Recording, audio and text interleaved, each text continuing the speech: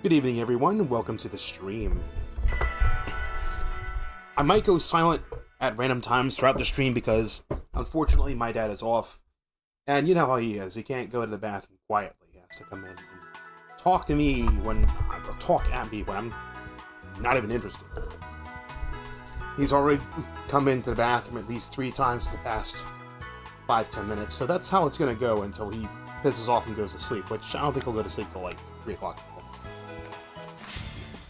I mean, it's been a while since I played Pokemon Scarlet and Violet. And that's right, we did discover, even though it's the middle of the day, that Shrupit shouldn't be here, we did discover that Pokemon are serialized to the save file. So the Pokemon that have spawned in will spawn in immediately. So that's Shrupit and Tauros from last time. Really interesting how spawns work. Do I have one of you? I don't have one of you. That's, I know that's a Psychic type. I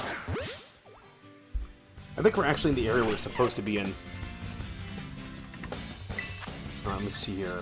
We got Thunder Wave. Let's go for Thunder Wave immediately. Hoping that this thing doesn't have Synchronize. We haven't been catching Pokemon like we should be. We've just been progressing through the story a little too fast, and I feel like I'm being pressured. I'm pressuring myself to try and finish this stream before some arbitrary date. Like, before June 5th or whatever. I mean, come on, I don't have to do that. I can just stream it when I want to stream it. We'll eventually get to the end of it. That's how it'll be. There's a lot of other games I'm playing as well. Like Oblivion Remastered, which... There is a stream schedule. Let me get that pulled up real quick. Do I have a image share source on here? I do. Right. Let's get into my pictures. Let's go into stream stuff. And let's go pull up the stream schedule for this week. Because some people just don't look at the community tab on YouTube, and some people may not be on the Discord or watch the Twitter. So here's this week's stream schedule. Right now I'm doing Pokemon Compass. Tomorrow I'm doing Oblivion Remastered on Twitch. And then we're going to be doing Pokemon Compass again on Wednesday. Same time, 10 p.m. And then Oblivion Remastered on Thursday. And then Saturday, I'm going to be playing Minecraft on the Minecraft realm with everybody. Or by myself, depends on who hops in. I see Devo's in the chat. Well, I don't know why his icon hasn't loaded for me. Is it like... What the hell? Devo's icon is not loaded for me on my chat. He doesn't have a user icon. If I refresh YouTube Studio, will his icon load? Or will it just completely blank the chat out? I don't want to see stream settings or analytics. I want to see stream health. Oh, is my internet being absolute trash today? I don't know why. Okay, YouTube Studio has decided it doesn't want to work. Lovely. I can't pull up YouTube Studio. Connect stream software to go live. Excellent connection. Yeah, apparently. And I'm just... And now the chat hasn't... maybe it's because I'm using Brave Browser or something. Maybe fucking YouTube has coded their website in such a way.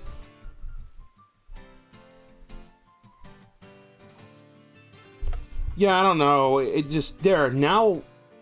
That is so weird. Now that you've typed in 2 messages, now your user icons come up. I think we're having internet problems. Typical. Don't live in rural America. If you want to be a streamer, don't live in the rural United States. Live near a big city. Otherwise, just give up. Just don't stream, and instead, you can still be a content creator if you live in an area with garbage internet. If you have access to high-speed internet somewhere at some point, and you can upload a video file, just focus on being a instead of being a VTuber, be a V content creator or something. How do I controls this game, dude? No, that's not the map. That's not the map. What is the map button? Why? There it is. One of these fucking buttons. Every other RPG I've ever played, minus his map. Pokemon Compass wants to be special. Alright. Flame Squad. Fire. Okay, so, immediately thinking ahead, what's Fire's weaknesses? Is ground and water, right? So they may have counters. In fact, I think Scorvillain... Oh, fuck. Scorvillain's a fire type. Pokemon type.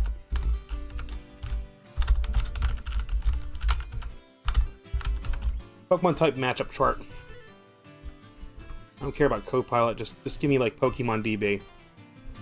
I love this. I love how I search for something. I go on Bing, I type in Pokemon type matchup chart.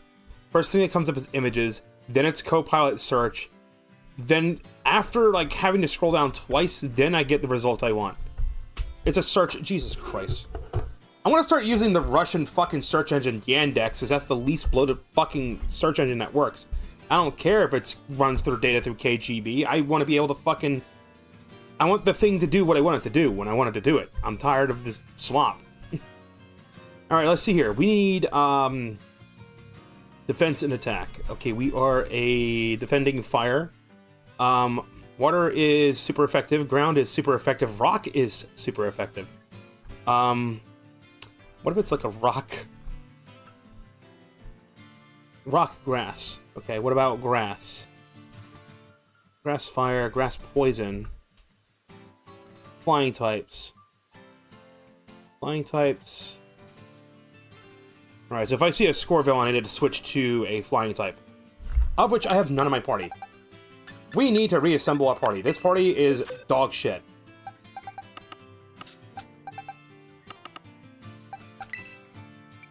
Change his name. Call it Battle Ready.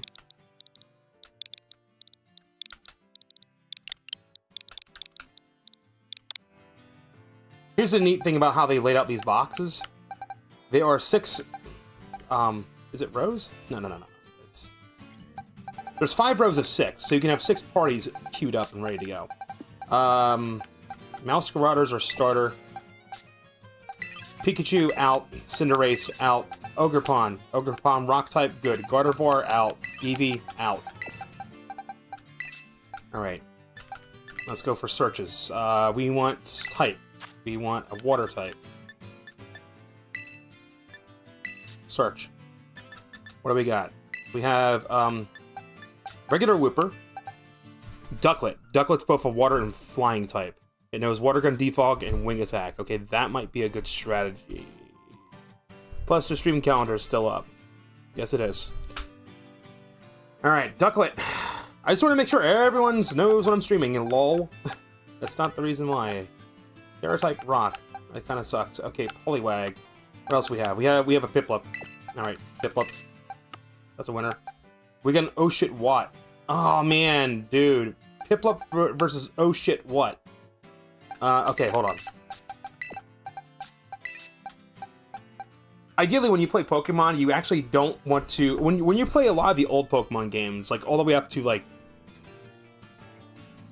If you are not playing a mod, if you're playing vanilla Pokemon, you can usually just have one party and speedrun the whole game with that party. Pokemon Compass kind of encourages you and enables you to quickly level up Pokemon, because, like, raids and stuff, it makes it very easy to get candies and level up Pokemon and get them... You don't even need to give them effort trained, really. Even with Compass, you don't need to worry about effort training and stat maxing a Pokemon until you get into Blueberry Academy, which, by then, you already have the means to do so. Alright, I already see Starperior. Or... Staraptor, I call it. When did I start calling it Starperior? Alright, let's see here. Oshawott, Piplup. Piplup's a shiny one. If it's a shiny Piplup, then its base stats are probably fucking shit. IVs. 31 in HP and spec defense. Absolute dog shit IVs in defense. Okay, yeah, so that bastard's not gonna last a while. Alright, what about you? No effort values, but... See, look at Piplup's IVs versus Oshawott's IVs. It's the number all the way on the right. The shiny Piplup has 2 max IVs, but its IV spread is lopsided. While the Oshawott's IVs are pretty evenly spread. HP and defense are almost perfect. They're at 30. Attack is 25, special attack is 18, special defense is 31, speed is 31. Actually, I just realized this fucker's got special defense and speed EVs maxed out. Holy shit. Alright, what moves do you have? What can we learn? What can you learn? Fury Cutter. That's actually a good tactical move for Oshawott. Becomes more powerful if it hits with succession. Water Gun. Oshawott's a physical attacker. But this Oshawott has... Yeah, it needs higher. It's good. How do we forget? There's no way to forget moves, is there? From this menu. I usually like to delete all the moves and redo them. Okay, so let's see. Screech lowers defense, focus energy, increases the chance of landing critical hits. Razor Shell can lower the target, and Soak changes the type to water. User shoots a torrent of water, changes the target's type to water. Oh, okay, that's... Alright, wait a minute. That's big. Does that change both their types? Is it turn them to a pure water type? Like, if I were to use that on Team Star's little fucking thing, that'll eliminate their stab bonuses. That's what Soak does. Does it actually do what I think it does?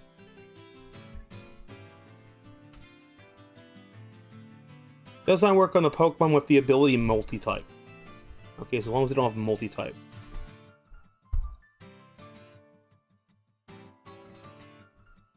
Yeah, it just says it turns them into a water type. So it's like, so it won't work on Arceus. That's literally the only Pokemon that it will not work on is Arceus, which, you know, makes sense. Okay, so Soak is very useful. Wait a minute. Hold on. Okay, so you know the ability Soak. So I could, if I'm having a hard time with a Pokemon, like, when it's time to fight Team Star's boss Pokemon, I can go in and use Soak to change its type into a pure water type. Because Vervaroom is going to be a dual fire steel type. So it's going to have stab bonuses for fire moves and steel moves. If I change it to Soak, it's going to lose that stab bonus. And then it's going to be weak to grass types and electric types. So it'll be weak to Pikachu. Okay, hold on. Where is Pikachu? That's back in battle ready. Alright, no, you're getting back in. We're plotting here. We are plotting here. Ogerpalm can be turned back into a grass type. Just give it the Emerald Mask and it's good to go. And then we probably want to go find another Pokemon that is a rock or ground type. What's better versus fire? Is it both rock and ground? I closed the tab. It doesn't matter, I guess. Rock and ground. We got rock and ground types. We got Sandshrew, we got a couple Geodudes. We got a Pooper and we got a Phanpy. Donphan's pretty mean. Hold on, let me look at...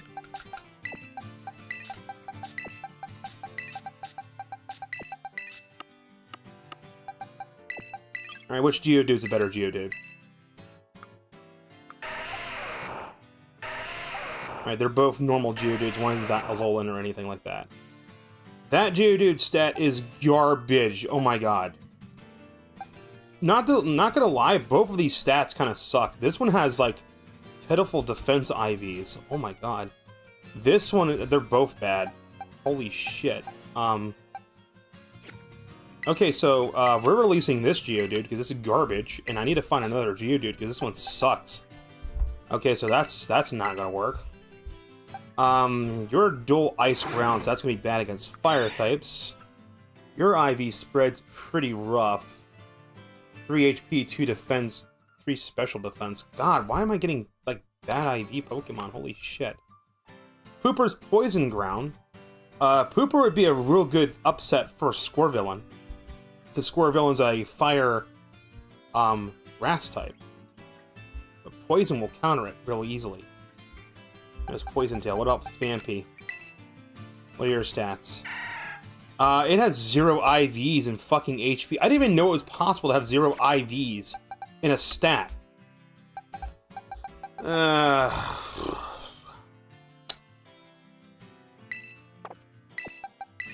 love plotting while live. Your bias is what your favorite starter is. Alright, 322, 229, 322, 25, 31, 33, 31, 31. Okay, yeah, that's got better stats overall.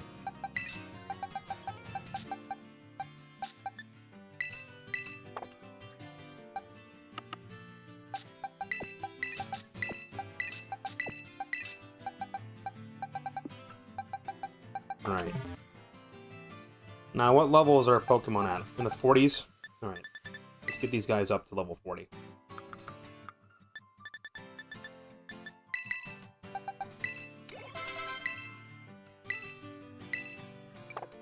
Not gonna learn Water Pulse because that is a...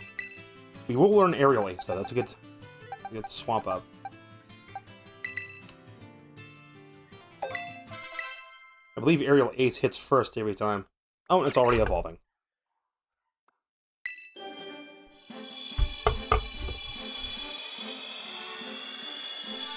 So my day started at 4:30 today, because I just stayed up till 6 a.m. last night. Really? And I just slept. I'm like, I don't need to really be anywhere until like 5 o'clock, so I'm gonna just sleep. I'm gonna get rested up. But now, unfortunately, I ate my quote-unquote lunch at 5, so now I'm like, I'm not really hungry right now.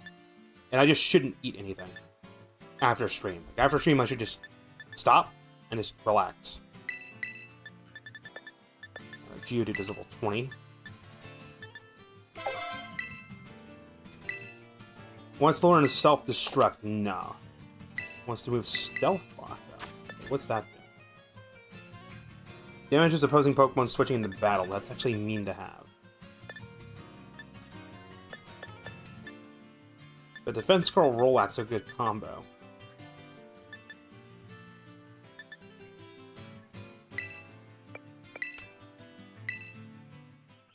You can always reteach these Pokemon stuff. And let me see, how do we evolve Geodude? Stream's healthy, okay. Pokemon Compass mod. They have a Doxel on the right on their thing. Feature documentation. Control F. Evolution. Evolution changes.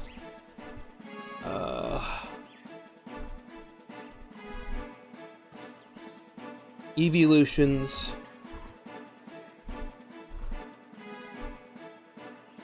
What about trait evolutions? How does that work?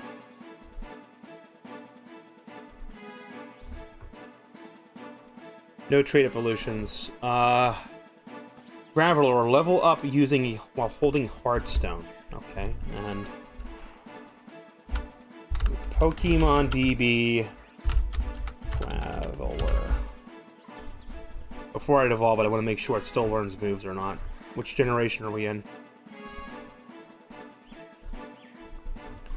Okay, moves learned. Scarlet Violet. And then we will middle click Golem. Get Golem up. What do you learn? Do you learn moves at all? It does. Same levels. Let's see. I forget what level it's at right now. So I said Pokemon Compass's documentation says level up Graveler while holding a Heartstone to evolve it into a Golem. And that's what we will do. It's level 29 right now, so it just... That's weird. It already learned Stealth Rock. Rock Blast at level 34.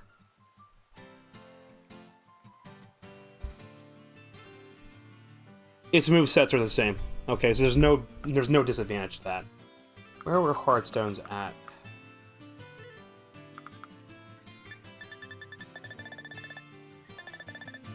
Heartstone. Give to Pokemon. And then we just have to level it up.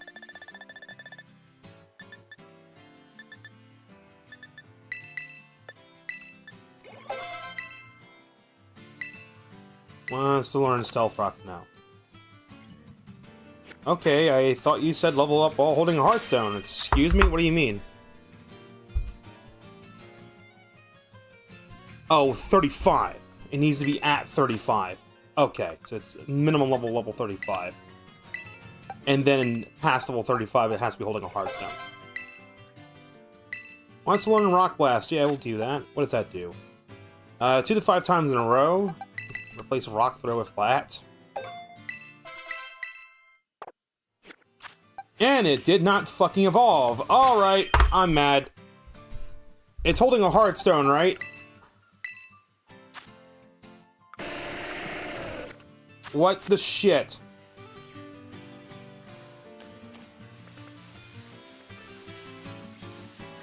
Don't tell me my installation's glitched or some shit. Why did it not evolve?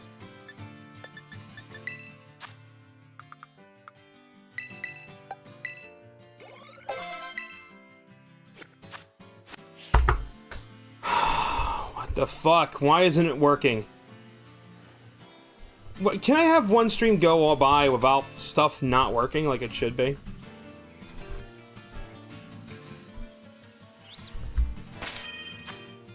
Level up by holding a Heartstone. It's holding a Heartstone.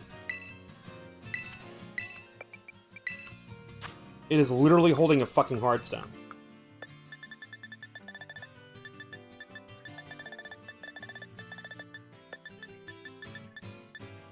And now the Heartstone disappeared?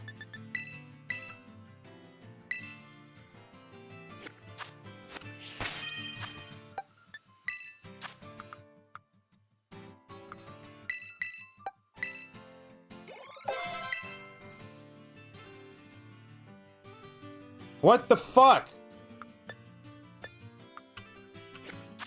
Why isn't it working?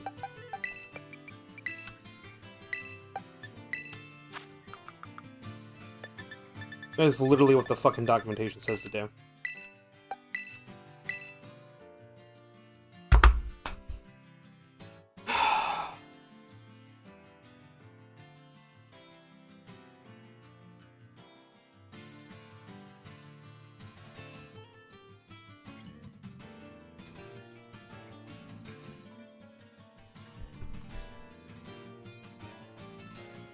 Link cables. There's no link cable item.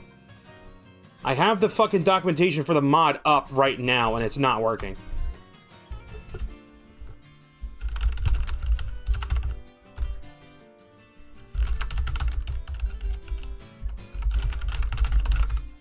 What's the fucking deal?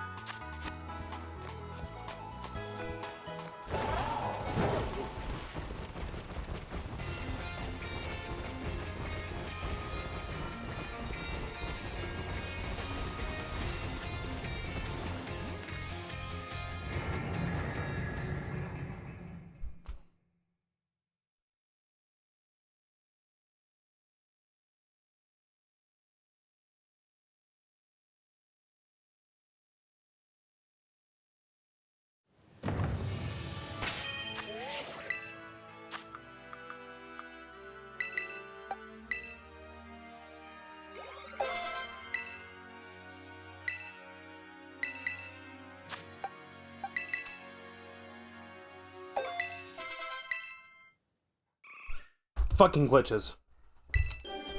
I literally just looked up the Pokemon Compass thing. It says, evolution not triggering correctly, getting stuck soft locked. It claims the issue primarily affects players using Yuzu, but it's known to happen in Ryujinx as well. It also affects vanilla players and official hardware, but is mostly seen by players using Yuzu.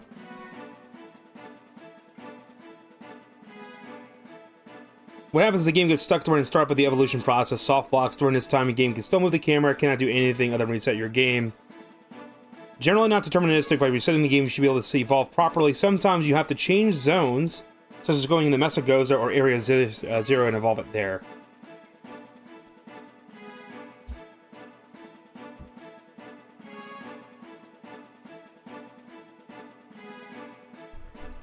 So I don't know what the fuck that was all about.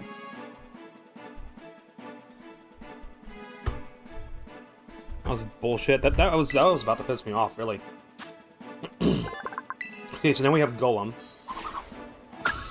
With absolutely no effort values.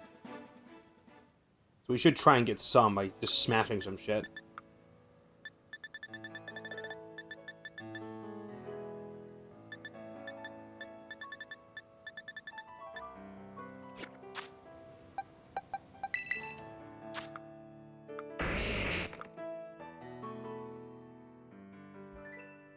EVs are... Oh, that's right, it hides the graph thing. I can't even see what the graph is.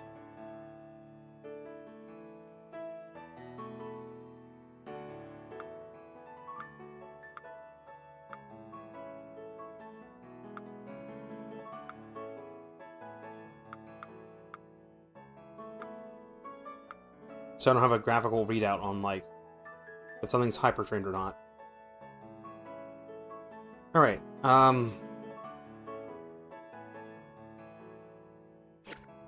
speed values, maybe?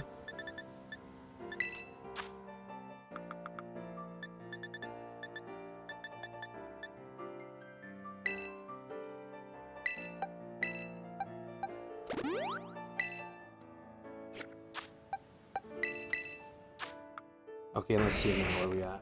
12, 114. And then we got Duat. Duat needs to get leveled up. Definitely need to give Duat some stuff that'll raise its stuff. Where's it lacking?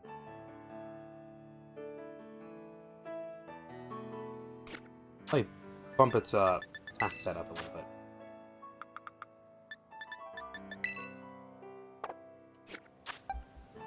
Let me confirm its stats real quick. Total's 59, okay.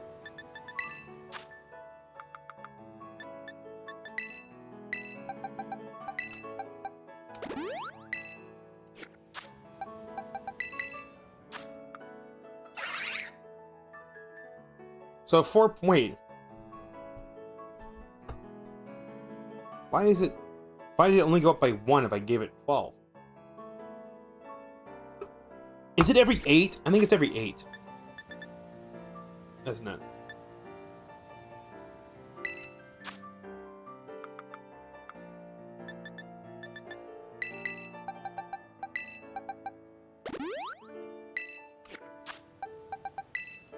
Is it 61 now? No, what the hell? I used to know these numbers.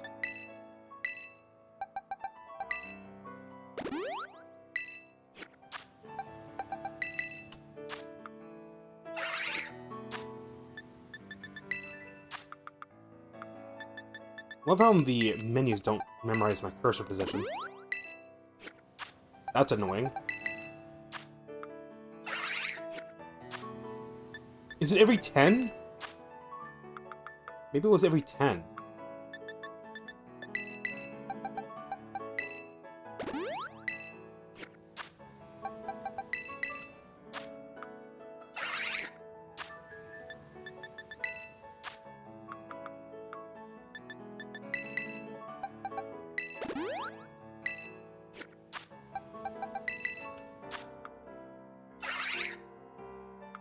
The stat spread's weird. Could have sworn it was every 4.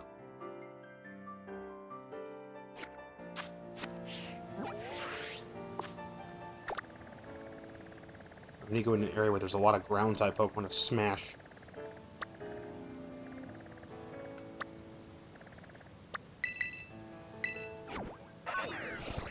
There's a Cynical outbreak.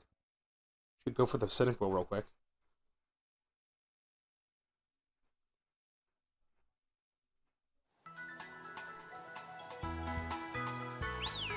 How the hell do I center my camera behind me?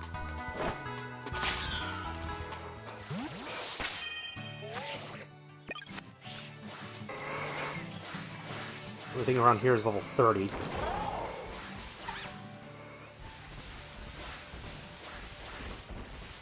I'm seeing a lot of normal types.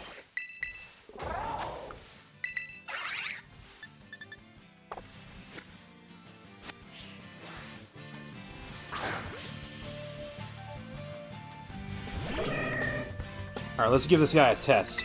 See what he can do.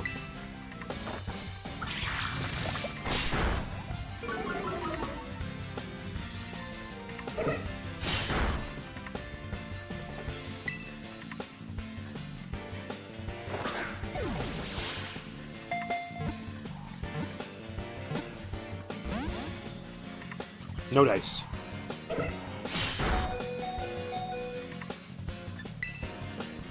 Let's try a Great Ball this time. I should sell all the Pokeballs and just use Greats and Ultras. Stop being so damn cheap.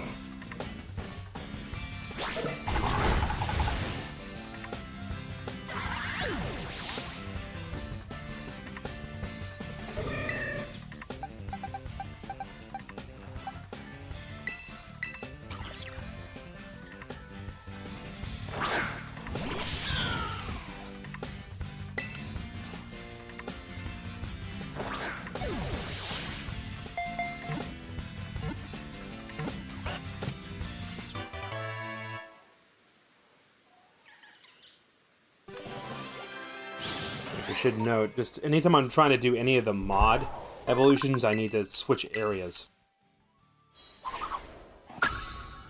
The script gets stuck or something.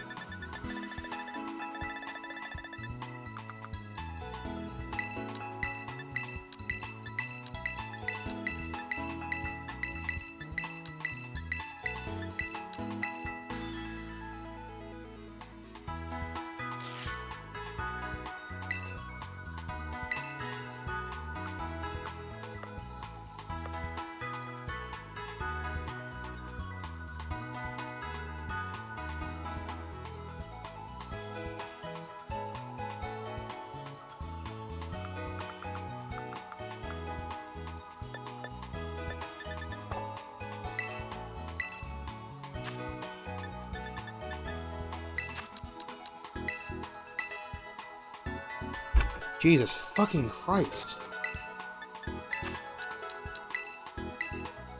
I actually tried communicating with my parents this feed, like, can you tell me when Dad's working?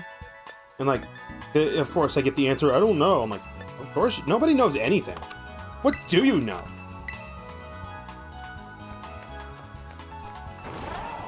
It's fucking irritating. Wait, Dunsparce is a...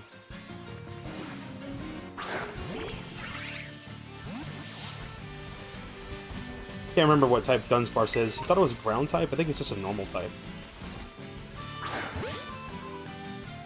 Litleo is a fire type, though.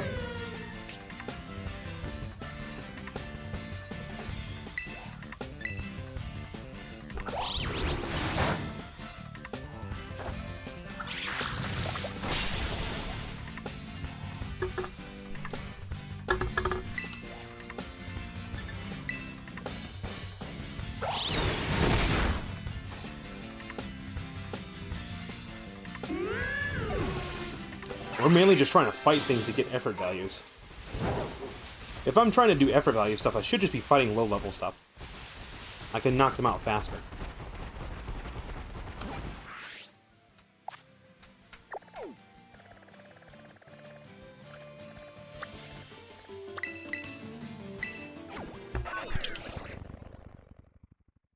Let's see if I can buy the stat-raising items in Mesagoza or not. Because right now, this guy's defense stat is piss poor. It's just terrible. This dude gets hit by a physical attack, half his health is gone.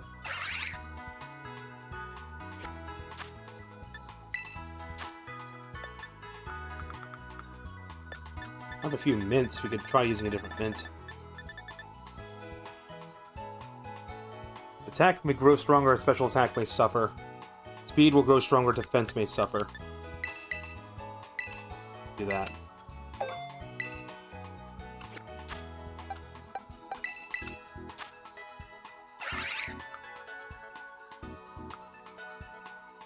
Mints don't...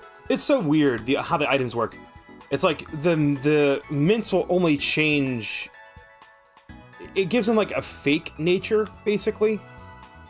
So there's like... A Pokemon's IVs and natures are set in stone when they're generated, but then you can hyper train their IVs to 31, and you can use mints to change what is raising and lowering. So it's literally just like, okay, it's just for breeding, I guess. Right, so now its attack's gonna be higher and its special attack will be lower, which I don't care about special attack.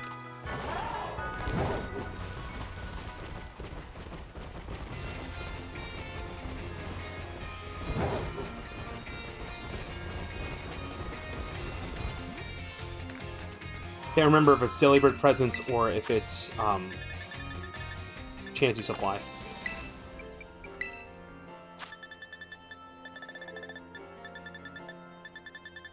Nectar, Strange Mirror. There we are. 1, 2, 3, 4, 5, 6. That'd be 60,000 Pokédollars.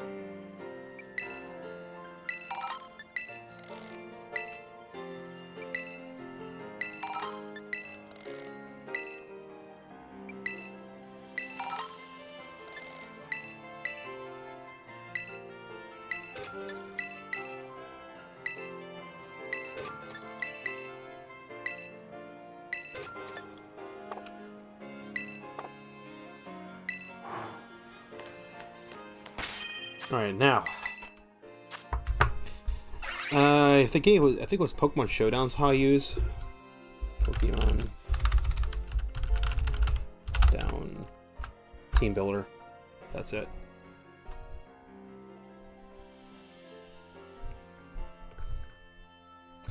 Where's that Team Builder at?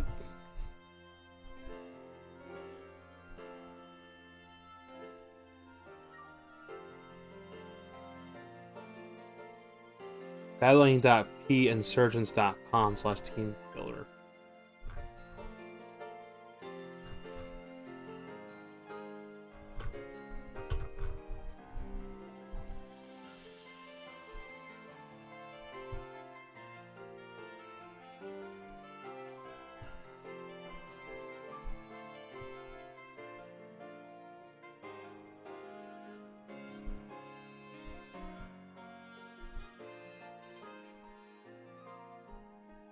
They were a different thing. Okay, have a good day. Yeah, this is pretty good.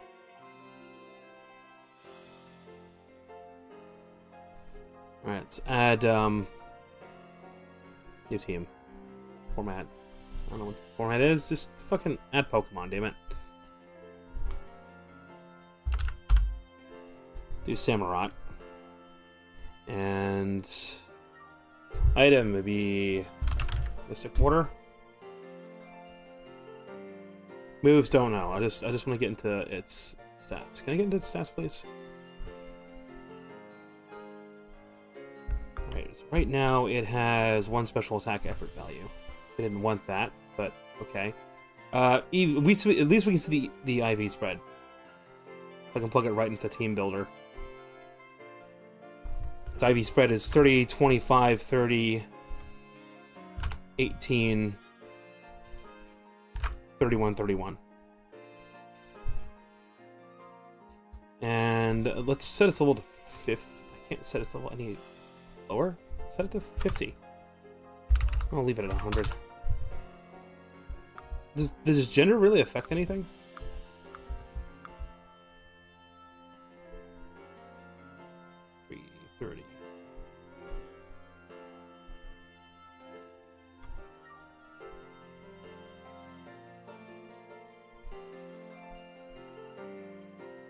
Doesn't look like gender affects stats. I thought it used to. Maybe it did in Pokemon Gold and Silver. Alright, EVs. We've got 0 in that. We have 20 in this. 0, 1. 0, 0. Special attack. Okay, hold on. There's berries you can use. I forget which one it is. In a pinch, in a pinch, in a pinch. Restore ourself. Confused.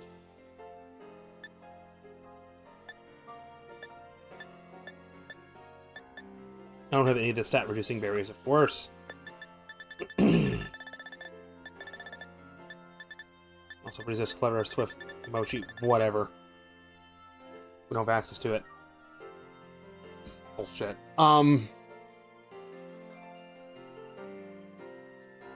I want to be raising its defense stat.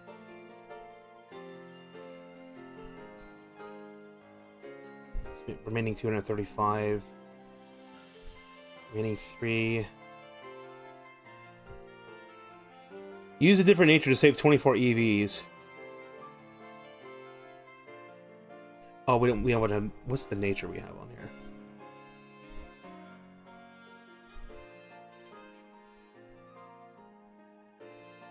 Shiny Torrent, Terra type water. Move stats. What nature was it again?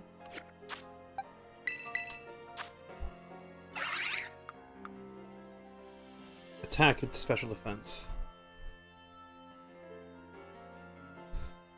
I guess it's adamant attack. It's just plus attack minus special attack. That's what we're looking at. And oh, well, why does it say 252 plus?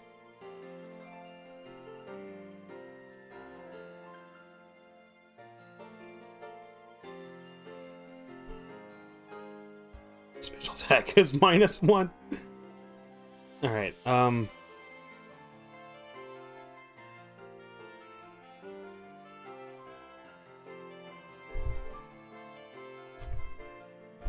Okay, 3, 2, 5, 2, 2, 5, 2, and 1. And how did these bands work again?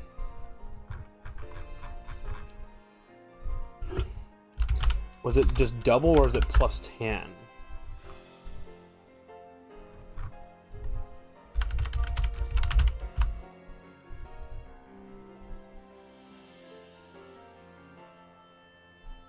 That's a wrong item.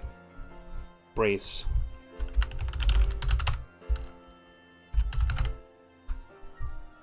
Macho Brace? Power Bracer.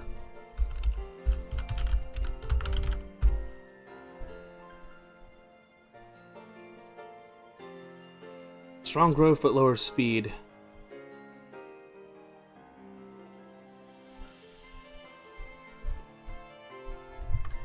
I'm trying to find the right item.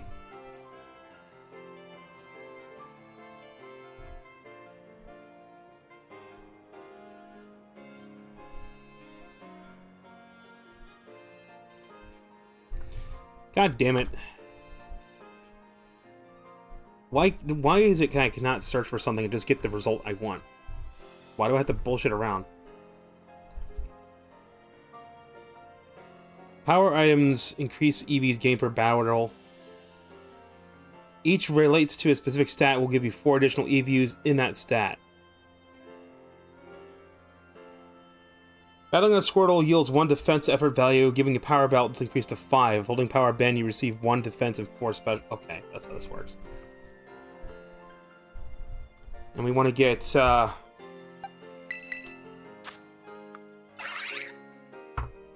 so it's already at 20 EVs, 20 efforts. It'd be better if I just pull up my phone for this.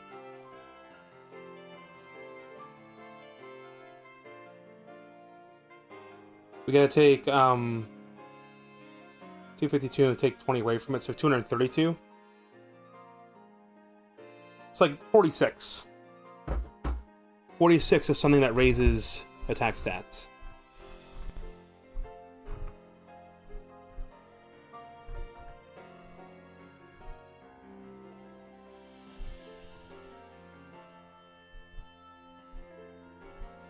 Alright, let's see here. What does attack? Beedrill, Ekans, Nidoran, Paras, Dugtrio, Meowth, Mankey, Alolan Meowth,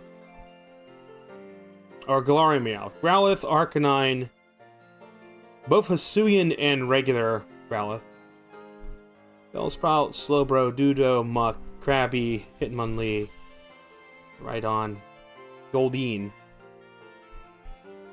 Tauros. Tauros grants 2.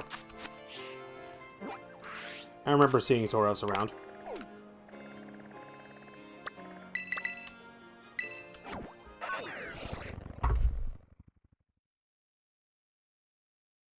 So many of those do we need to knock out?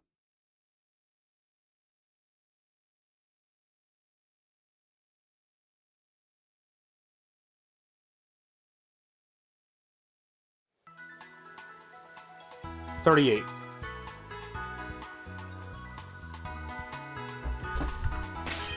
Alright, so we need to knock out 38 Tauros in order to get that attack stat maxed out.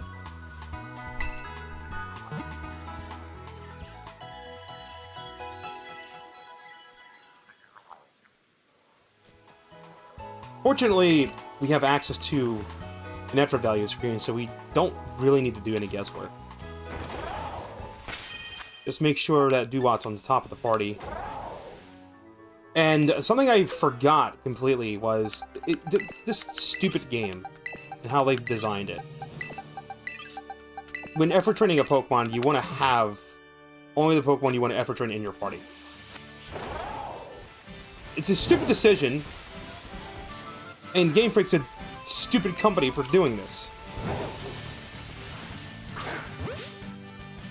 Alright, so you'd be fighting Tauros over and over.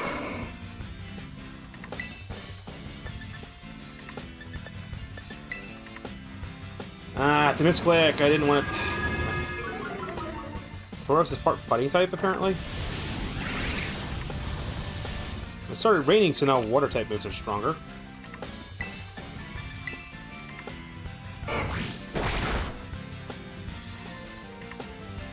Plunging couldn't move. Great.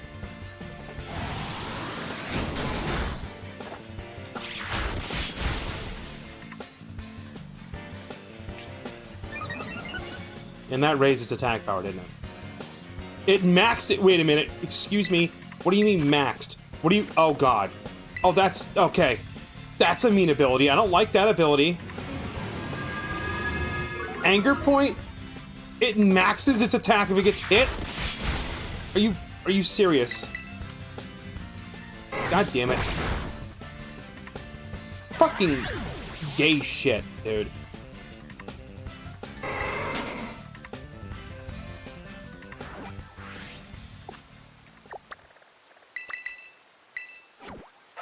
Fucking bullshit.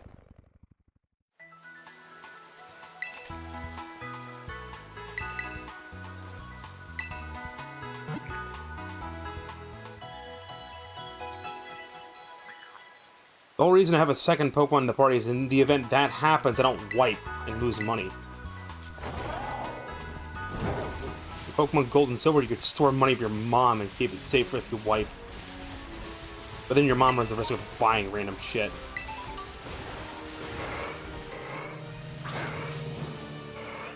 There's a group of Tauros.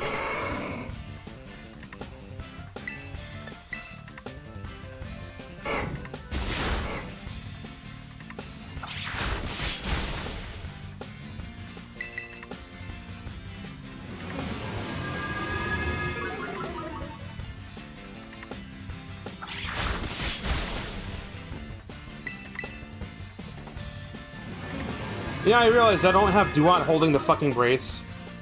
God damn it.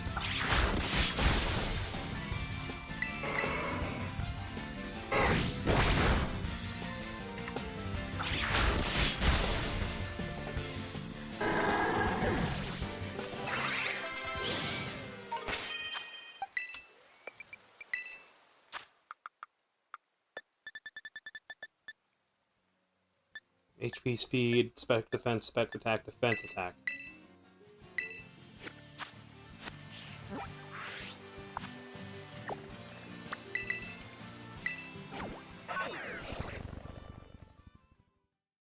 This is something that can be done off stream, damn it.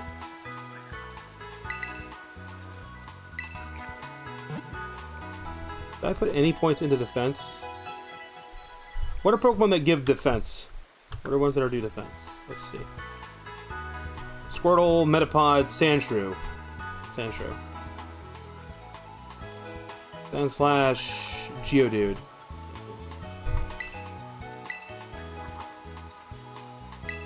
That's where the Pokedex comes into handy.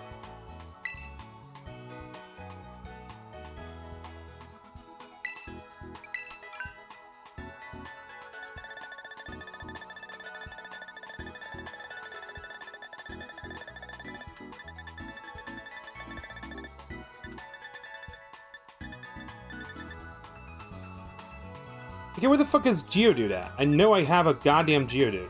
I have 2 in my PC. How is it not registered with the Pokedex?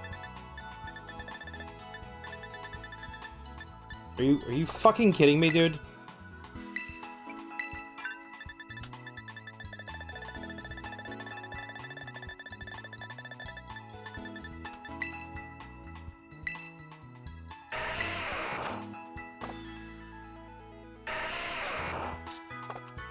I guess Geodude is exclusive to Kitakami. There's some rocky areas like mountainous areas.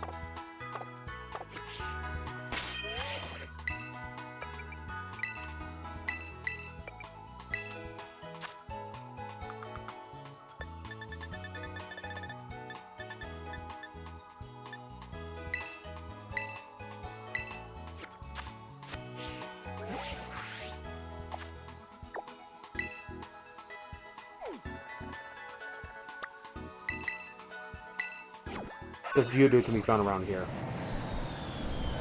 And that's what we'll do it. To be honest, you don't do IVs in Pokemon. You mean effort values? There's no way they change IVs aside from hyper training in the later games. Alright, looking for Geodude. There's one right there. 24. Level 24. Very good. I don't even have to count. I just need to remember what the number was. 252 in attack and defense. That's what we're doing.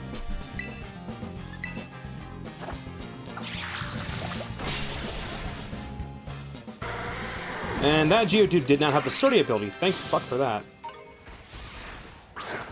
Unfortunately, if I do Let's Go mode, you won't get any effort values. So, like, if you're grinding Pokemon levels up in this game using Let's Go, and you don't have your EV spread where you want, you're just going to be leveling up your Pokemon and not leveling up your stats.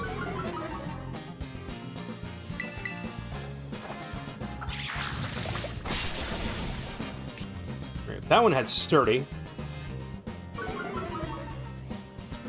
Yeah, getting them mixed up.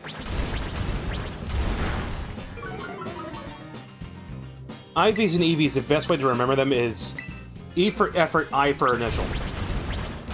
An initial value is, it's decided at the initialization of the Pokemon and cannot be changed. And effort values are based on the effort the Pokemon does in battle.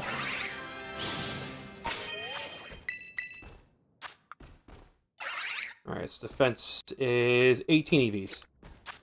Not bad.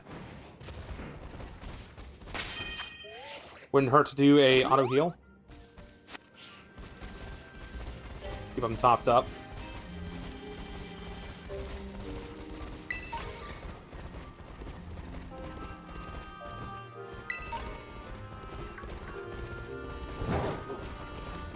Run into anything else, just run away.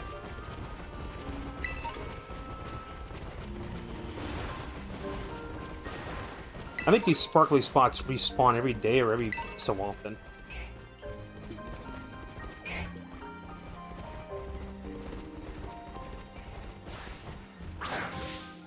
It doesn't matter what the level the Pokemon is either. If it's a low-level Geodude, that's even better, because I can knock him out faster.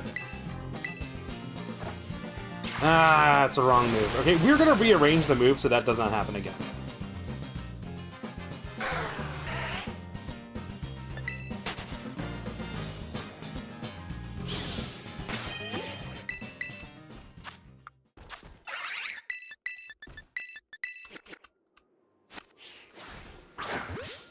Because I'm over here putting in inputs fast. Like I'm a damn speedrunner or something.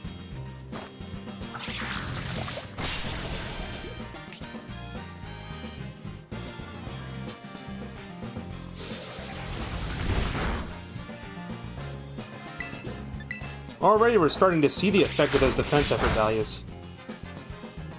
Yeah, it's a water type, but that's why I ran away and went back in.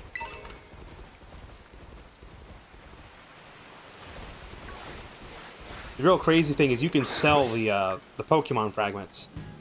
You can convert them into money. You don't get a lot, but it is a way to grind some money.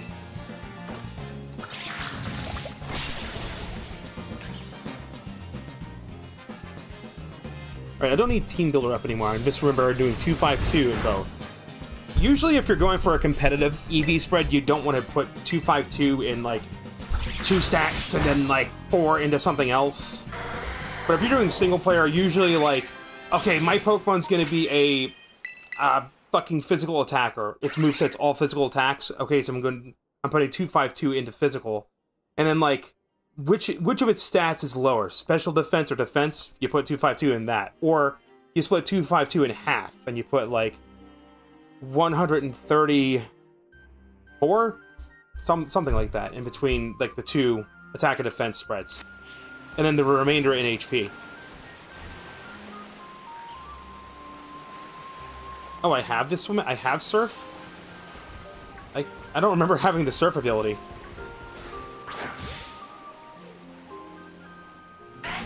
I guess I don't have the climb ability.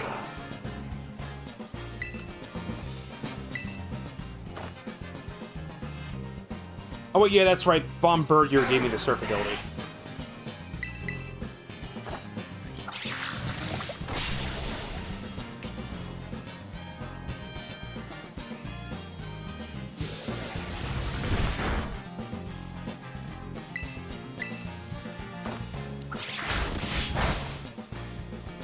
Yeah, you can make TMs with them too, I know.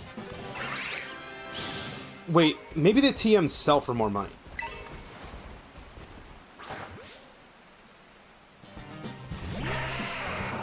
I'm actually curious how much I'm going to enjoy the new Pokemon Legends game, considering that the battle system is completely different. At least in Pokemon Legends Arceus, it was still turn-based. But when they were designing Pokemon Legends Arceus, they wanted to have a real-time battle system similar to Xenoblade Chronicles 2. And it looks like they're going to implement that. So you have to worry about positioning and stuff. Positioning, how long it takes for an attack to wind up. Because, like, every attack has, like, a charge time. Like, it takes a moment for an attack to go out.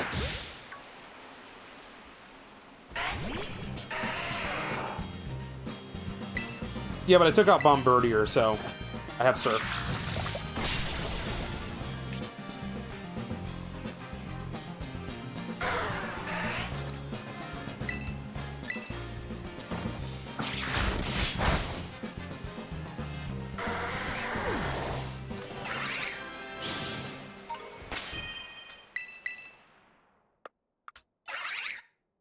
Right now, what do we got? 63 in defense?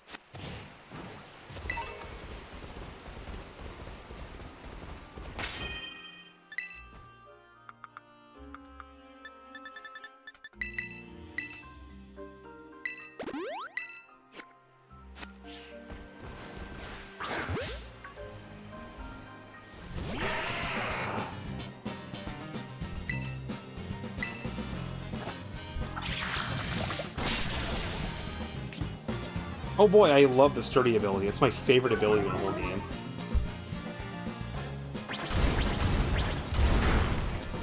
I don't think sturdy protects you from self-destruct. I think self-destruct, it's scripted to KO the Pokemon that uses it.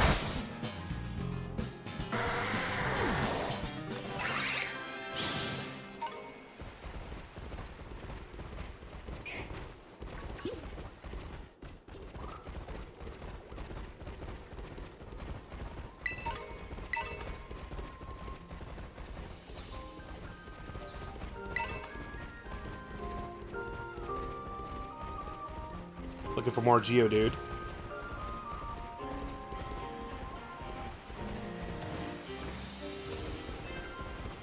Pokemon Scarlet and Violet, the like non-modded versions, are gonna get a free upgrade with Switch 2. You just put the game in the Switch 2 and it'll just download the upgrade. And I forget what the free upgrade does.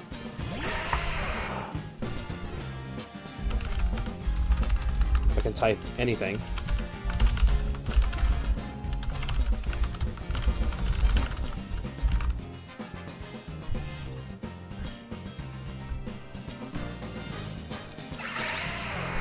Free updates to improve playability on Switch 2 system were released for select Switch games. Connecting to the internet, you can download free updates, may improve performance, add support for features such as game share and select games. Free updates will differ depending on the game. Okay, well, what about Pokemon Scarlet and Violet?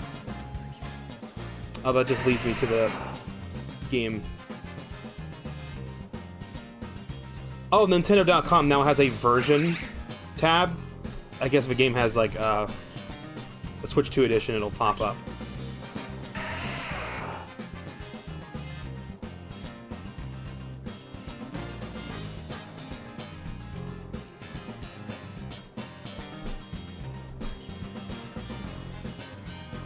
Game file size. There's even game file size differences between Switch and Switch 2. New uniform set.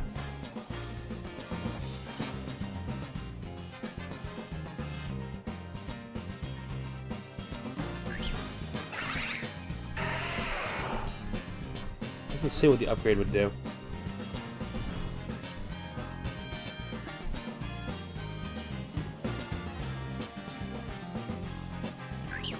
There's no information on what the upgrade would do. Contents of free updates will differ depending on the game. If I click on the image, does it send me to the game page? Yeah, it sends me to the game page. So I don't know what it'll do. I don't know if it'll just be performance improvement or what. Yeah, when I play, Switch 2 will mainly just be for official vanilla stuff. I will have to buy the DLC for Scarlet and Violet, though. That's the only downside.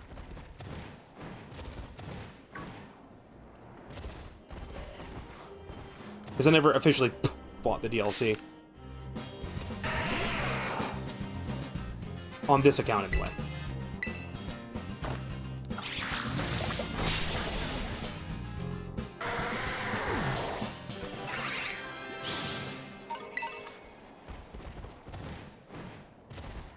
Yeah, I don't have the high jump ability. I can have Pokemon collect items, right?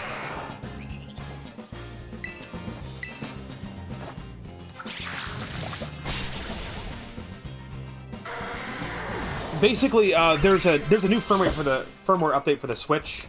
Custom firmware is not supporting, doesn't support it right now, and then like Nintendo shadow dropped a new update because like the latest firmware update fucking broke the Nintendo Switch. Like some people's Switches were just get bricked, so they had to release like a hot fix. So I'm like, you know what? I'm just gonna not upgrade the system, and it's just gonna be like a fucking month. The Switch 2 will come out. The Switch 2 will be purely for Switch 2 games and like any Switch 1 games that I own to play online, you know. Mario Kart 8, Smash Brothers, Pokemon, stuff like that. I own all the Nintendo Switch Pokemon games. I own Let's Go Pikachu and Eevee, I own Sword and Shield, I own Legends Arceus, and I own Scarlet and Violet. I made sure to buy the Pokemon games just to have them physically. So help me God, if the fucking Switch 2 version of Pokemon Legends EA is a game key card, I would be mad. EV check. Let's see that right now. 108. You can see its defense stat's a little way higher than it was before.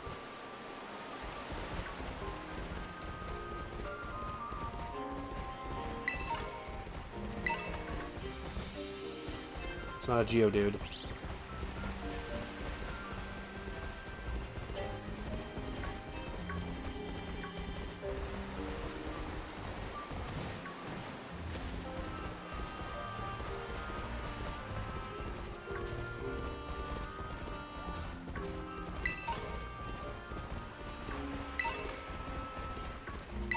I mean, honestly, I don't mind RPGs with turn-based battles as long as the encounters are on the field.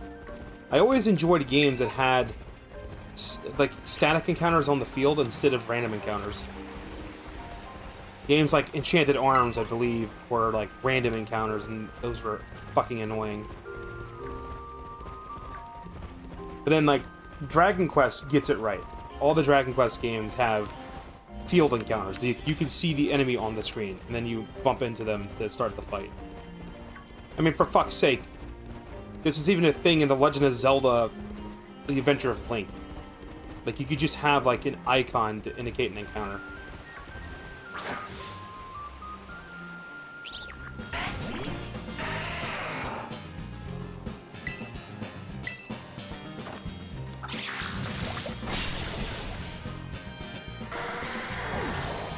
I don't think I'll get the Bravely Default remake either, because the Bravely Default remake is based off of the, off of Flying Fairy, which is the first version of Bravely Default, not the international version. So, everyone will think, oh, it's based off of the Japanese version, so it's not gonna have the censored outfits. No, it's gonna be based off the Japanese version as far as features, but all the outfits are gonna be censored. So, like, there won't be any fucking bikini armor or anything, outfits, that were in the Japanese 3DS version. Because fuck you.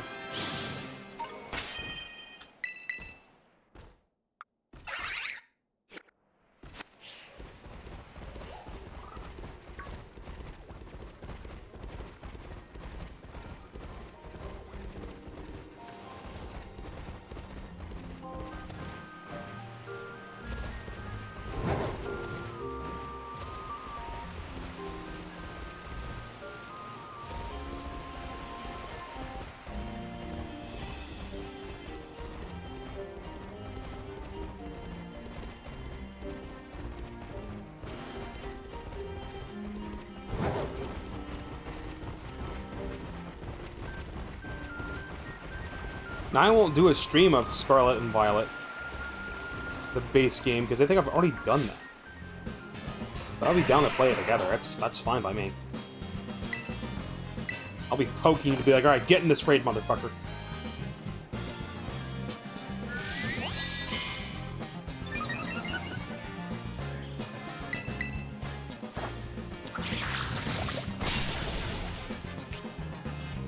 That was sturdy, damn it.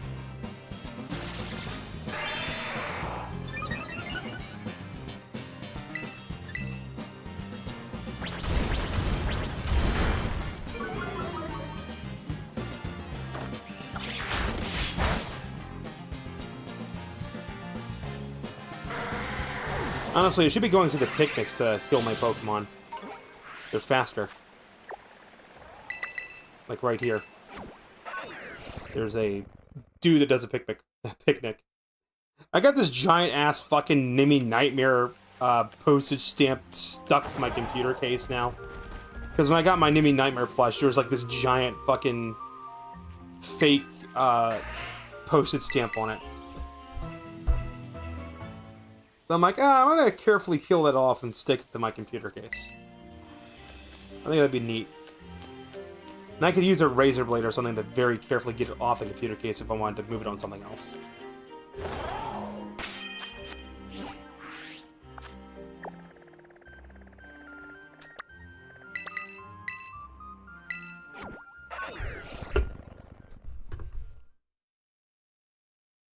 Alright, let's look at our team again, as I got a few water types, and we're mainly focusing on Oshawott. So let's assemble that new team. Alright, so we want to go. I don't know why Teriyursa's in here.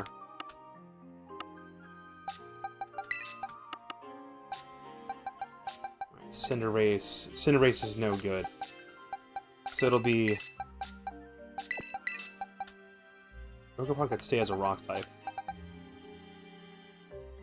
Because that'd be a good counter. We already have a rock type. We have Golem. So it'll be... Meowscarada would just be bad overall. Pikachu for counters.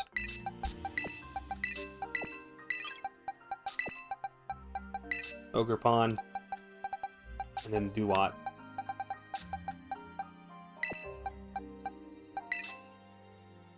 Nice, you went on Chilling Water.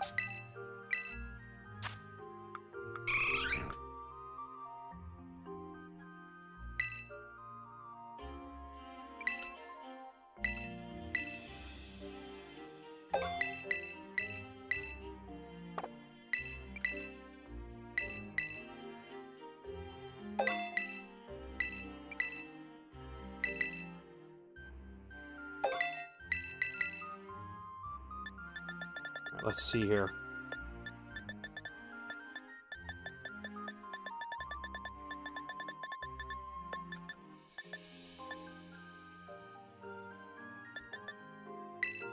Chilling Water. And...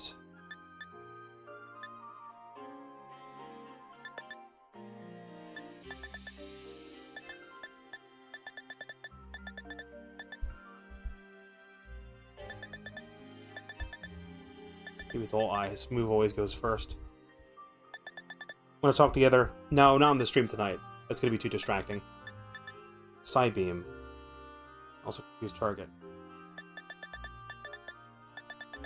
We're dealing with fire types here. What does Charm do? Partially lowers attack stat. Okay. And then, Sonic Voice, Copycat, Tackle, Tickle. Attack and defense stats. And then Yawn.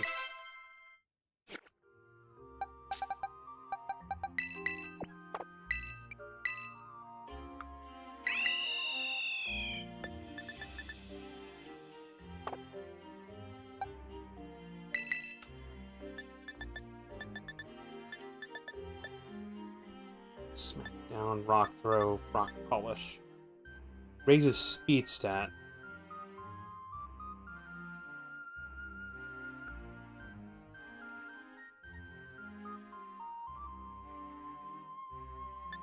Heavy Slam. Alright, we're gonna get rid of rollouts of Heavy Slam. I want to get rid of Defense Curl of Rock Polish. I don't know why it knows Surf. It's not even good for stab at all. This guy is balanced on attack and special attack, so it doesn't matter which one. Why is kind of stupid. Okay, Electro Ball. Faster the user is than the target. Okay, so definitely Electro Ball. Iron Tail is good for a counter. Light Screen. Reduce damage from special moves. Agility raises speed. Which would be good for, Electro Ball. Wait a minute. I'm thinking here. Thunder Wave will do paralysis. Paralysis cuts the opponent's speed. Agility will raise my speed. And then Electro Ball and Iron Tail are the two offensive moves. That's a good move setup. I have a crucial leg sleep. What do we got? Throat Chop. Focus Energy. Synthesis. Retaliate. Double Kick. Kick a target twice. Horn Leech. Throat Chop. Prevents target from using sound-based moves for 2 turns. Slam. 80 power.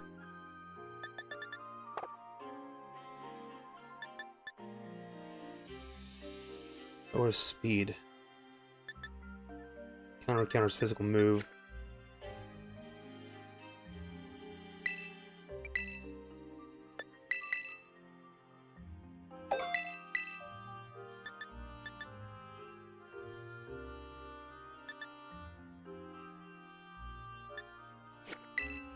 It's basically bulk up.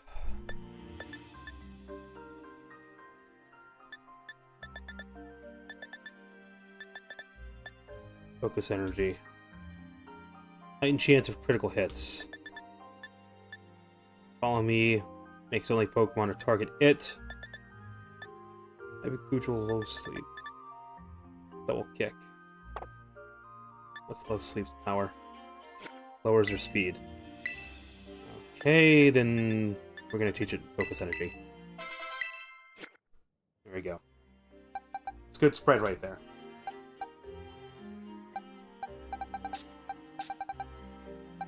And then Oshawott will be in the lead. So Oshawott, Staraptor, Golem, Pikachu, Ogerpon, and Eevee. And then Iono is an electric type gym leader, so having Rock, Ogerpon, and Golem would be good to get rid of her shit too.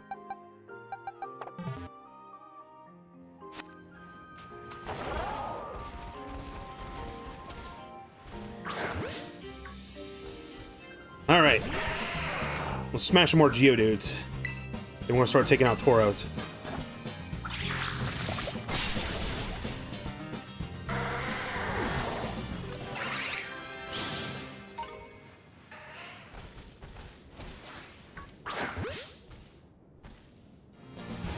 I keep shrimping up, dude. I keep fucking leaning forward. I gotta stop that. It is keep my back straight. Or like, you know, at least lean back a little. Stop shrimping, dude. Everyone, posture check. Are you shrimping? Are you being a little shrimp right now? Stop being a shrimp. Stop shrimping. No shrimping. Ah, fuck you and your sturdy ability.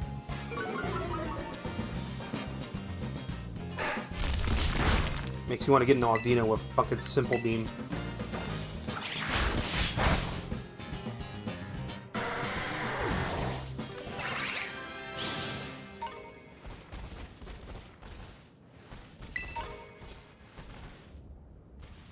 You don't get that gamer back. Well, you ever heard about gamer dent? You like wear a headset and it leaves an indentation in your fucking on your scalp. Don't wear your headset so damn tight. God fucking damn it, man.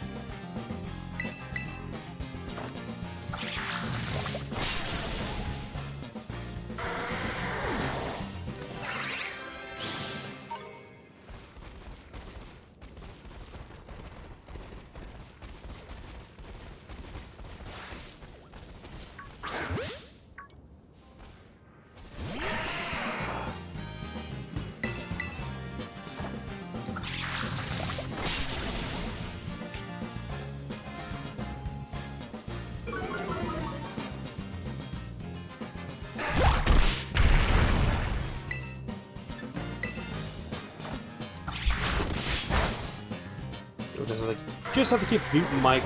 God damn it. And I hate having to mute my mic because it kills my fucking momentum in chat. God damn it. Dude, I've just become a very impatient person, man. I'm at work, I like to stay busy. I don't like to be behind slow people. I get irritated if I'm trying to stock a shelf and like someone gets right where I gotta stock something and I'm like, great, how long are you gonna stand there? 5 minutes, 10 minutes, 15 minutes, and I'm just over here looking at my phone going, alright, how many cases can I put up in a time? I'm waiting for you to get out of the way. I get behind a slow driver, I'm like, God fucking damn it, now how much longer is it gonna take to get it to point A to point B? Every time I hit a red light, I'm like, well, there goes fucking 2 minutes. Because my ass is actually timed, the average time a traffic light stays red, and it's about 2 minutes. if it's on a fucking timer light. If I'm sitting in an intersection and there's like, the light's red, but there's no cars in any of the opposing lanes, I'm like, who has the fucking green light? Why is the light white? I'm just wasting my time here. There's so many times I'm like, I want to run this fucking red light. I don't do it because that's incredibly dangerous and also illegal. But I'll be damned if the thought never crosses my mind. I'm like, I'm sitting at a red light, there's no cars in either lane, what if I just run it? What if I just run the fucking... There's no goddamn car. There's no cameras on it, there's no cop nearby, who gives a shit?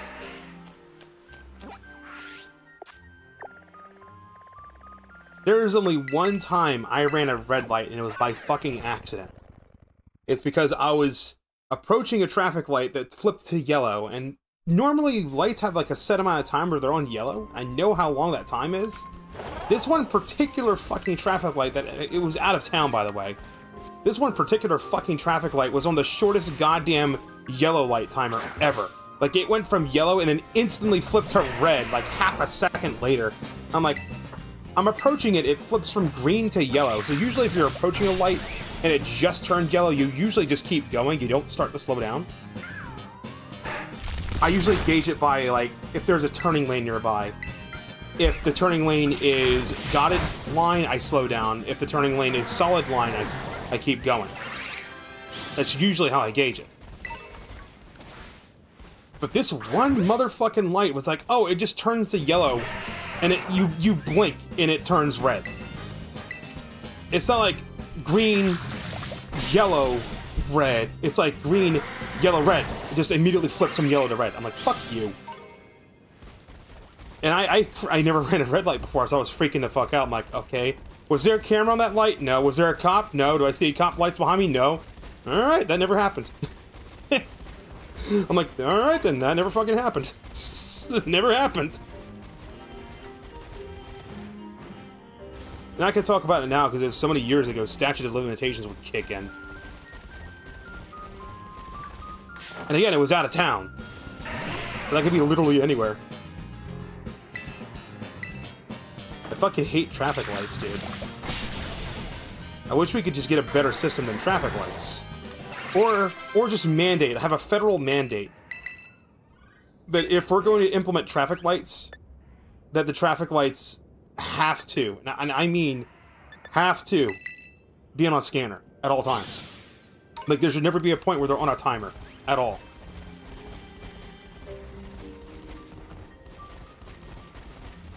Because there's so many traffic lights in my town where they're real close to each other. One traffic light will turn red, the other one will turn green. And you'll run into this bottleneck situation where, like, okay, the light you just passed just turned green, but the light ahead, that's literally a stone throw ahead, is red. So, like, okay, so the lane I'm in just turned green, so now all the cars are going to pile up at this light that's now red for no reason. Because there's no cars in any other lanes, because they're on a fucking timer! And the maddening thing is, almost every light in the city I'm in has a scanner on them. If a fucking ambulance starts to zip through with their fucking lights on, they'll flip to fucking green just for the ambulance.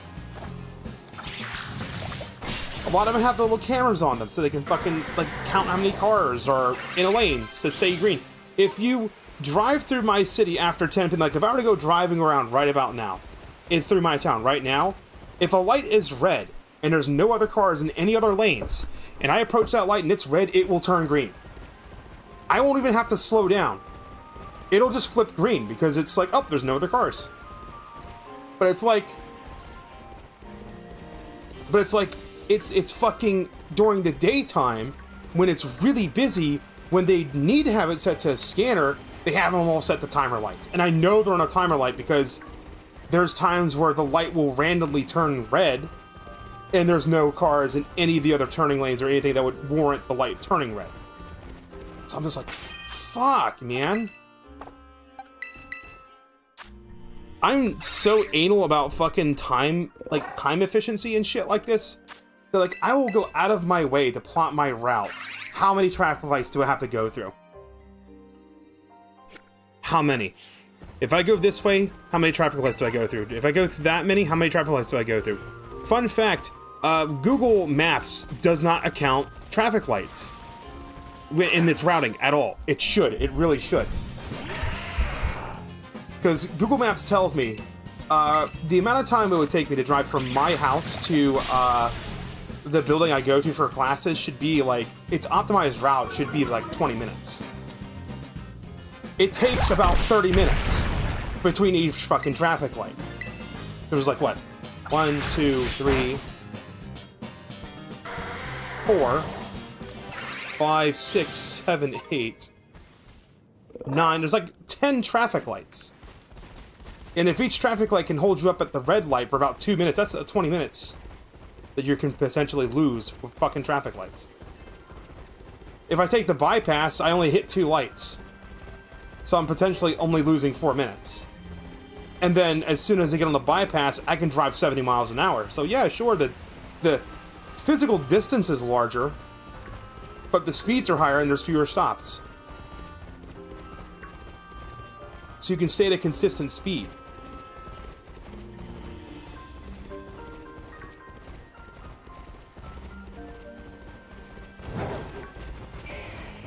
Does the game not want to spawn a fucking Geodude now?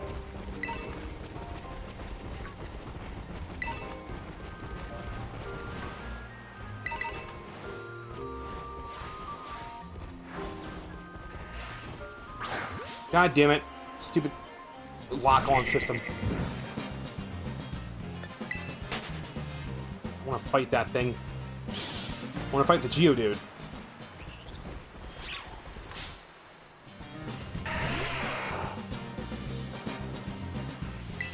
Everything's legal if cops don't see it or if someone doesn't fucking report you. You never know. You gotta be careful, because like nowadays, a lot of people have dash cams, and they can just report you. They can literally just like take their dash cam and report you. I actually think some dash cams actually can, if they connect to the internet, if they see illegal activity, they literally fucking just snitch on people. Just without your consent. It's just like, oh, well, here's a video of this asshole that ran this fucking light. I'm connected to cellular, I'm gonna upload this and just ping it to like the local fucking whatever.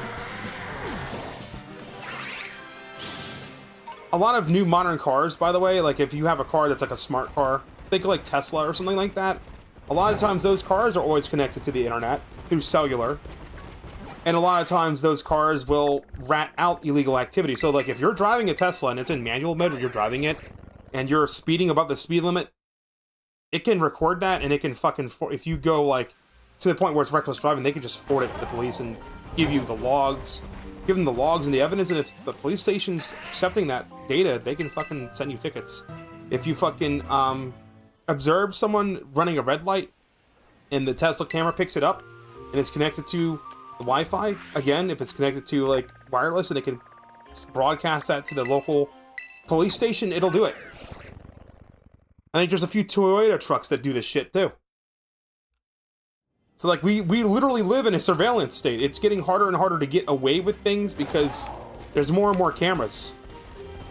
And in fact, like, all it takes to report someone, even if you don't have a smart car, is just for the passenger to whip out their phone, get a shot of your license plate, and then get video of... It doesn't even... The video doesn't need to have a clear shot of the license plate. It just needs to show the same car doing it.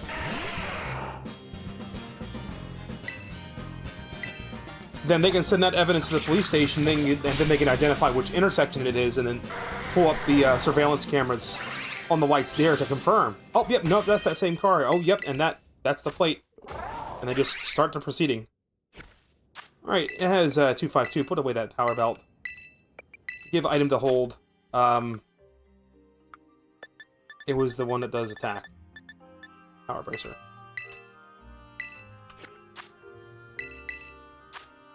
Now look at his defense stat. 77. By the way, this Pokemon didn't even level up once. Okay, maybe it leveled up one time. But we got a good difference. Time to fight Tauros.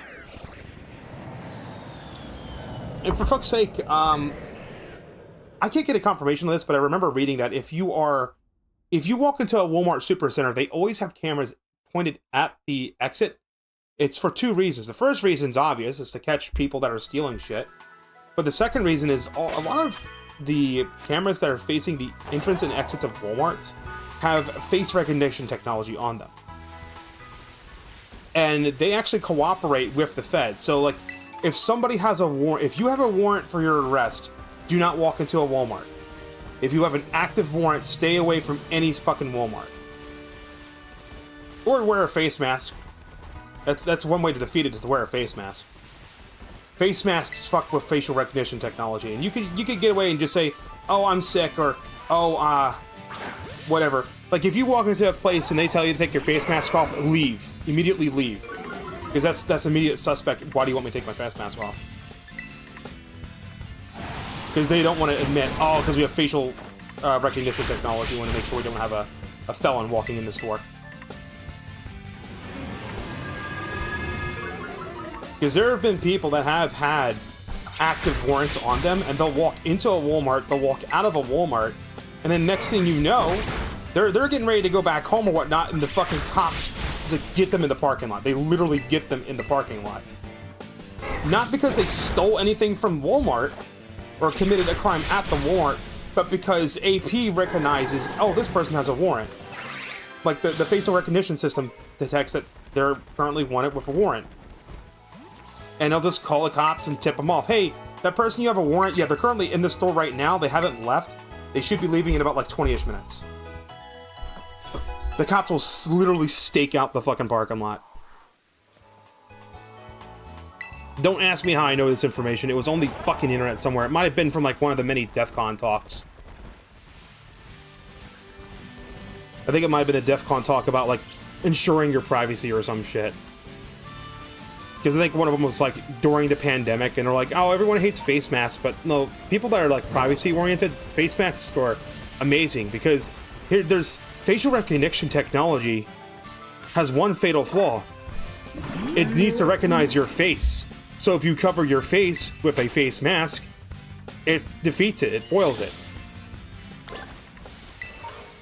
But you know, nowadays, as we have like more and more stuff is becoming AI enabled, it could be possible that we could just train an AI model on people wearing face masks and be able to, like, discern what someone's face is and get a match that way.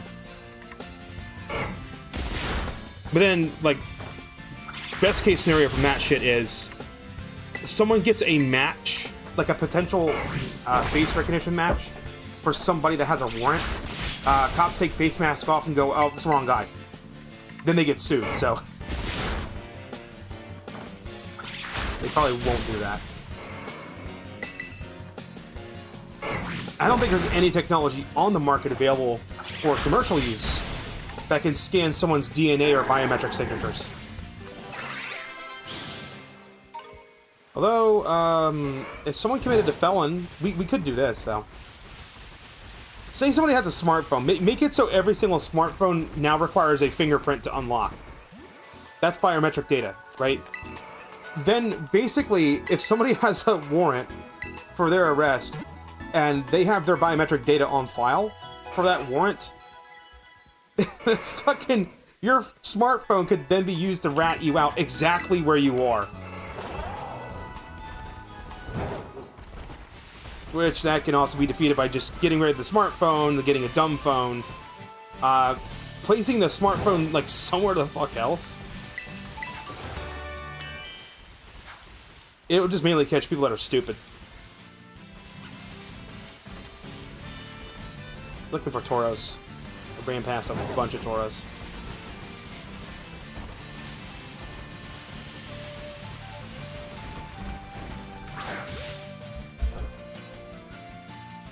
Again, I learned this shit from fucking watching the goddamn hacker convention DEF CON talks that are on YouTube. You can watch them.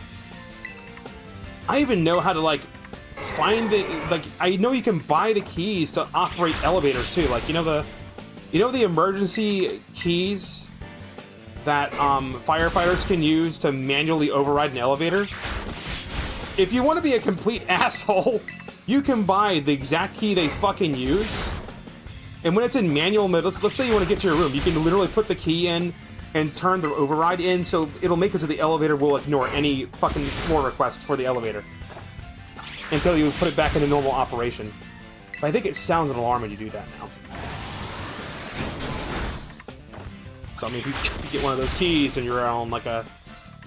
If you're in like a high-rise office building and you need to get to the 10th floor, and like every day you go in, it's exactly when people fucking call the elevator to every single goddamn floor, you're like, fuck you guys, I'm getting to my job on time, puts in fucking elevator override key, puts it on ignore call mode, hits the fucking button I need to get to, gets to my floor, puts it in normal operation and leaves. It's like, fuck you. Granted, it'll piss everyone else off, but fuck everyone else. They're assholes.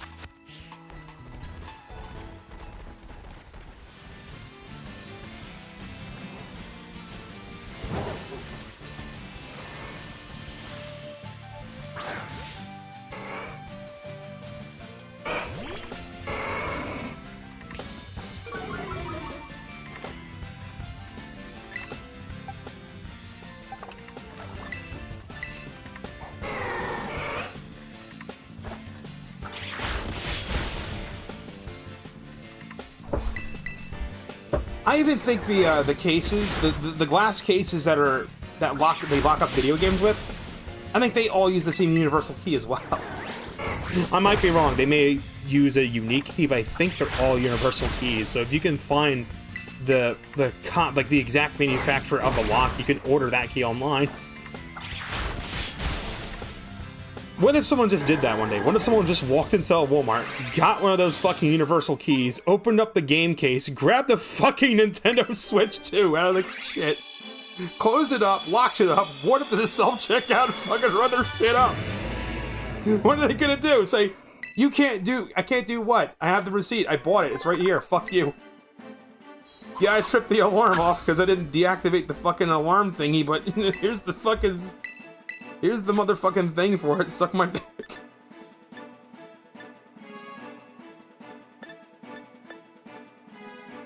Literally bad move.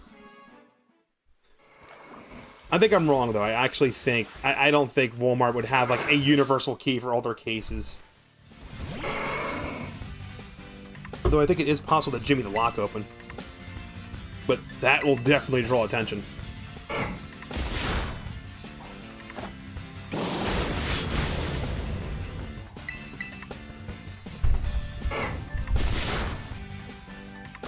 Dude, I was going to McDonald's today. The McDonald's I go to has the dual drive-thru setup. This one lady in this fucking white SUV was holding up the line. I guess she was having a problem with a coupon or some shit.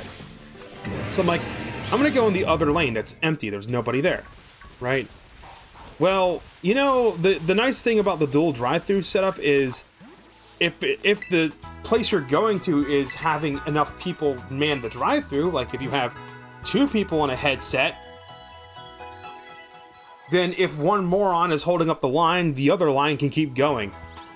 Well, unfortunately, this McDonald's I went to has 2 drive-thrus, so they go through the trouble of setting up 2 drive-thrus, of redoing the tar in their fucking drive-thru to route the drive-thrus, but they only have 1 person up the fucking headset. So yeah, no, I have to wait for this one bitch to finish her goddamn order, even though I'm not behind her. And then to add insult to injury, there was another car behind her that came up after I was already in line at the other drive-thru thing. And she got her order taken too. I'm like, God fucking damn it. I was so pissed off about this. I'm like, okay, here's how McDonald's needs to work, right? They need to keep the dual drive-thru setup as normal. But they need to make it so that there are 2 drive-thrus. The inner drive-thru is for people that want to order manually. The outer drive-thru is for people that use the fucking app. You pull up to the goddamn outer drive-thru, you pull up your fucking phone, you scan a QR code, it opens up the McDonald's app and pulls up your fucking order. And then you just go. You literally just go. It tells you order confirmed, go to second window. And you just bypass all the bullshit and go to the I'm using the app and don't want to wait behind 5 people a line.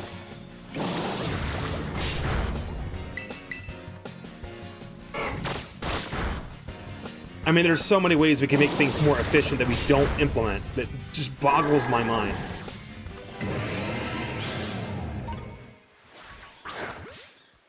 Like, why do we have middle management doing schedules?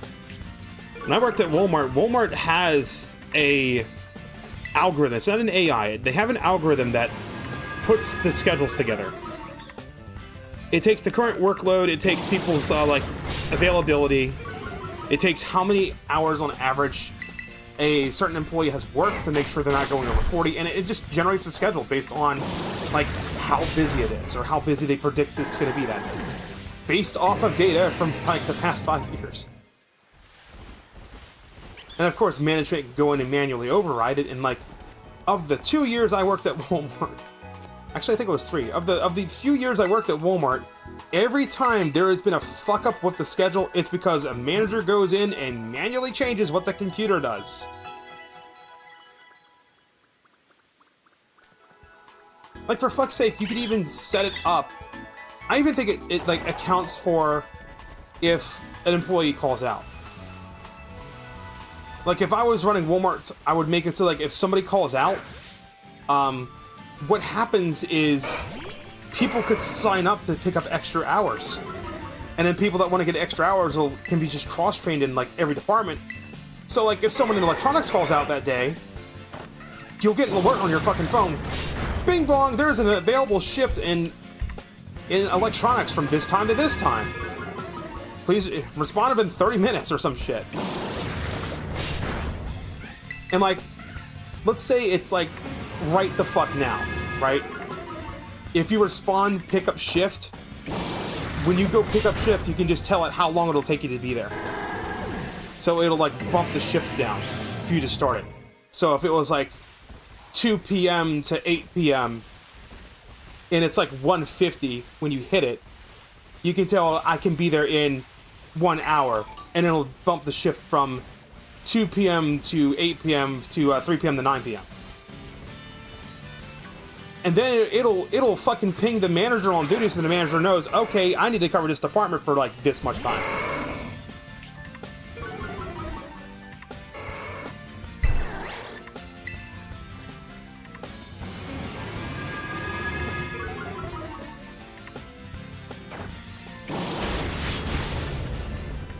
As much as I hate Target, like, I hate Target with a fiery passion. Target does one thing right. They cashier train all their fucking salespeople. Like, if you work as a shelf stocker and you are, well, not as a shelf stocker, the stock team that comes in the morning, they come in the fucking morning, they leave at like high noon when it's busy. There's like nobody is stocking a shelf when it is like peak hours. You have, I think they've changed this now, but the way it used to work at Target was you would have your cashiers, you'd have like your 2 or 3 cashiers, you'd have one cashier that floats and gets carts when it slows down, and then you'd have like 1 to 2 people every department called zoners. They literally, all they do all day is they walk up and down every single aisle with an empty shopping cart. They take items that are placed in the wrong spot, they put it in the shopping cart, and then they route through the department a second time and put it in the right spot. And they straighten the shelf, and that's all they do all fucking day. And goddamn, is it boring? I know, because I fucking did that.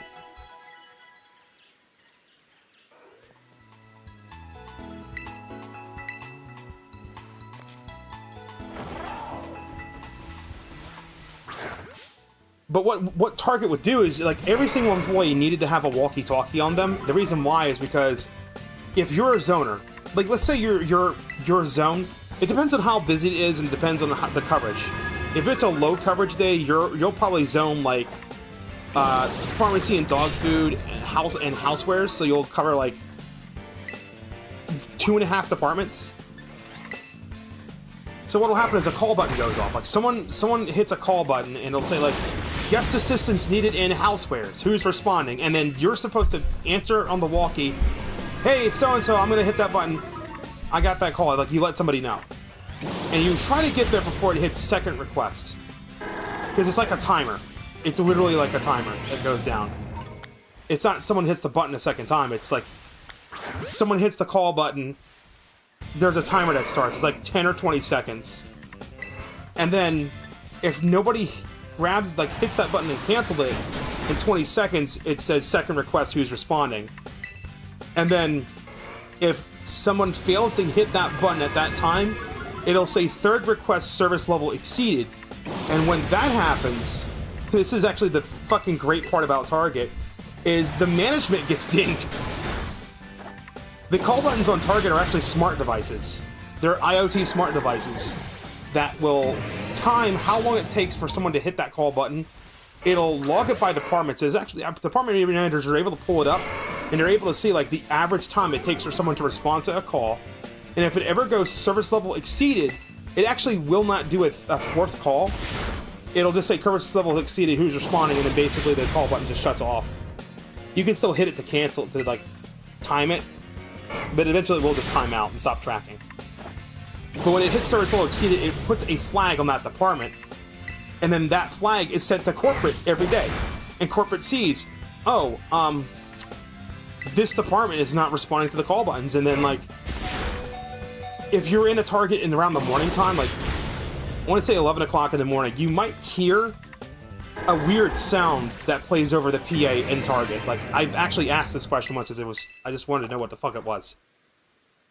If you ever been to like an airport inside of an airplane, you know the sound like when like someone hits a call button in the airplane, or it's like, you know, your captain speaking, there's a particular like ping sound that plays.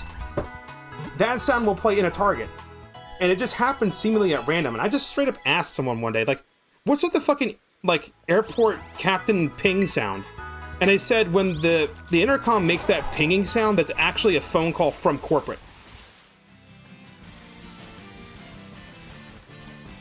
So if you're ever inside of a Target and you hear a sound that goes, ah, like it's like you're on an airplane, that's actually a phone call for the store manager from Target corporate.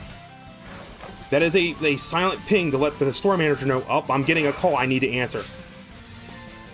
And the Target in my town, that shit would go off all the fucking time because service level was constantly exceeded. And he would be sitting in a conference call with corporate screaming at him, and then he's just having a hard time. And it was like every single Target group meeting, like their little huddles they do every fucking morning.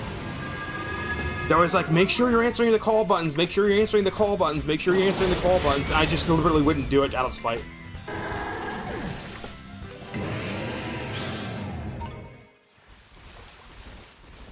Like, if red card signups aren't good enough, they'll fucking start badgering about red cards and shit, the store credit card. That is probably the most annoying thing about working at Target, was like them going off about fucking red cards over and over. Like, you're supposed to keep your walkie-talkie on at all times. The front end manager would start spamming about red cards, and I would get so pissed off I just turned the fucking walkie off. And when they were calling for me on the walkie later on, I go, oh, sorry, my battery was dead. I've been so busy to have a chance to change it. I would just bullshit. I would just bullshit him.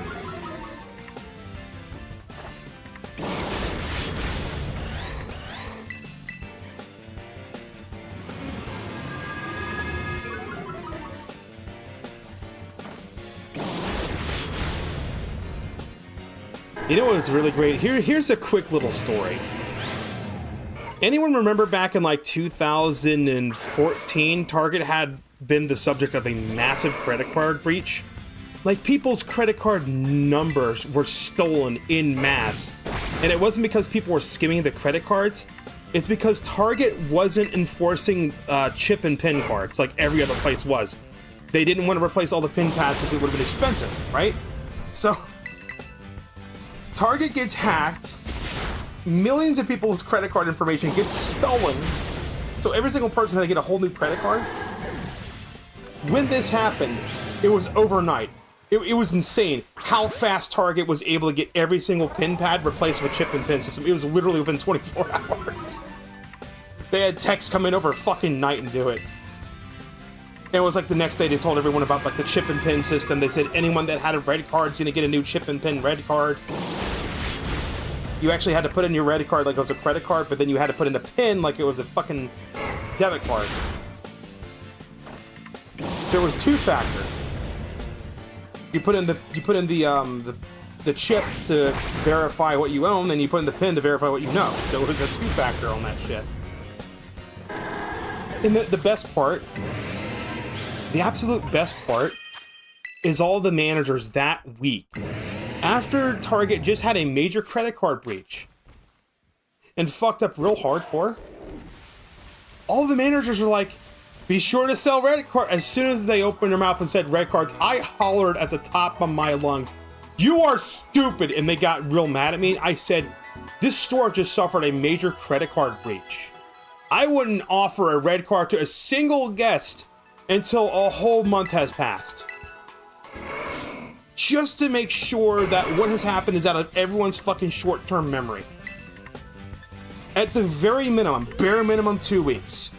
Don't ask anyone about a credit card at all for 2 fucking weeks. And the manager looked at me and said, you want to keep your job, you're going to have to ask him about red cards. I'm like, okay. I did minimum compliance. I asked every single customer, hey, do you want to get a red card? I didn't even do the verbatim. I just said, so I want a red card? No? Okay. I have to ask. The handful, like the 5 people that got pissed off at me and went off on me and went, you just got hacked by a fucking credit card, blah, blah, blah. What makes you think I want one? What makes you think I want? I don't think you want one. My fucking manager does. She's up there at customer services. Go ask her. Go ask her why you think that's a good idea. And you know what's funny? Like, 2 of them actually went up the guest services after their transaction, their cash transaction, and went up the guest services and cussed them out. It was fucking funny. And then, of course, the manager came over and said, why are you sending them to me? I said, they asked who the fuck thought it was a good idea to sell store credit cards after a hack. I said, it was your idea. I was written up. They asked me why I did it. I said, I just smiled. I said, it was worth it. You're being petty. I'm being petty. It was worth it. Fuck you. Just write me up and send me home for the day. Fuck you.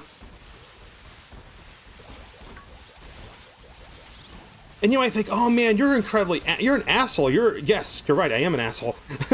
You're unprofessional. You have to understand, dude. Work at a fucking Target. The kinds of people that are managers that you deal with at Target are just like that. They're the people that you don't even fucking ask for permission to go to the bathroom. You just leave. It'll be busy. It'll be dead busy one day. Like, I have to go to the bathroom. I'm the only one on the register. I flip my light off. I go to the bathroom. I come back. Where'd you go? I had to go to the bathroom. Not my problem. Sorry. Had to step off for a minute. It's fucking funny.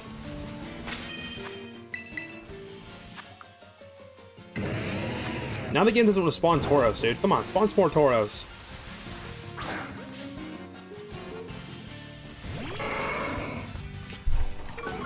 If you want to see like a YouTuber that talks a lot about like tales from retail, go look up Pantavision. His whole channel is basically talking about like him working at Walmart and him working at GameStop.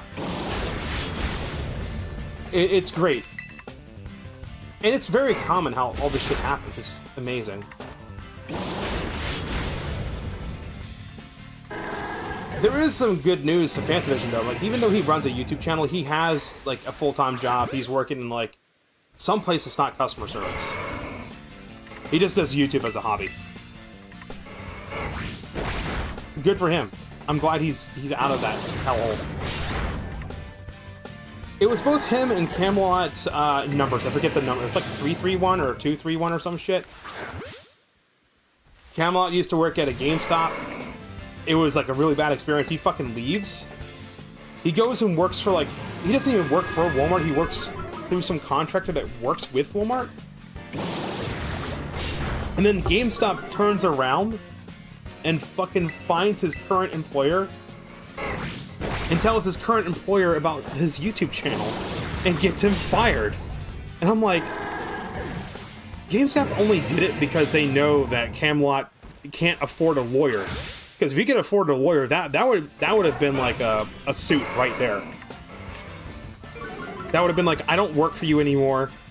You just affected my livelihood. Fuck you, I'm suing. That would have been that.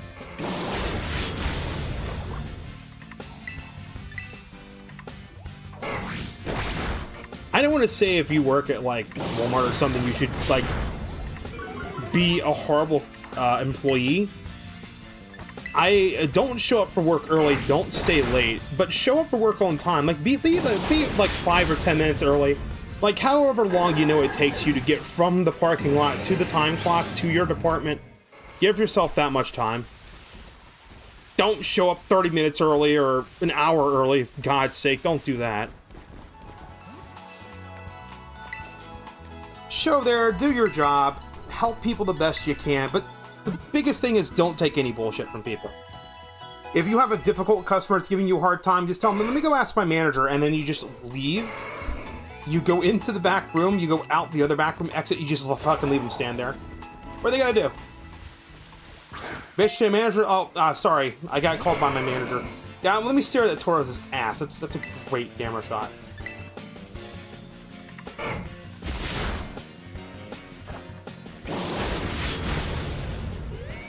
I'm usually like this at my current job. Like, if I'm in a good mood and I'm rested and it hasn't been stressful, I'll go in and I'll do extra shit.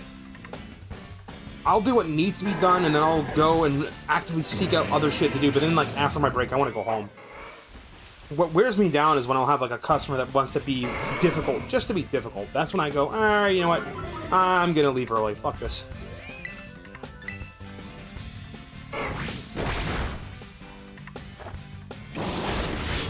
There'll be other people. I see my coworker do this all the time. He'll go in. Here's a good example. Someone might be wanting, like, steaks, right? Particular steaks that are cut in the store. So he'll go and answer the bell if someone wants, like, I don't know, a ribeye or something. The coworker won't first look at the shelf to confirm that there's ribeyes out on the shelf. He'll just go, oh yeah, sure, let me go look in the back, and then he's held up for 10 minutes because it's not that there weren't any ribeyes to buy, it's just they didn't like the ribeyes that were out on the shelf. It's like they're too fat, too thick, too thin, whatever. He'll bring out the whole rack. He will stand there for 10 minutes and have a customer go through the whole rack. Customers do that to me. If someone comes to me and they say, do you have any ribeyes? I'll go, I don't have any out there, and I'll actually go look. And I'll ask the question, so what's wrong with the ones that are out here? You just want ones thinner, thicker, what? And then they'll be like, yeah, I want one that's thicker. I said, well, unfortunately, all the ones we got are going to be about that size. The person that's cut's left for the day. And then they usually piss off. Some of them get pissed. Some of them get angry, go, I'm like, well, sorry, man. The person that cut is left for the day. Come back here at like fucking 11 a.m. You want someone to cut it a specific way. They will do it. They just leave at like 2 o'clock.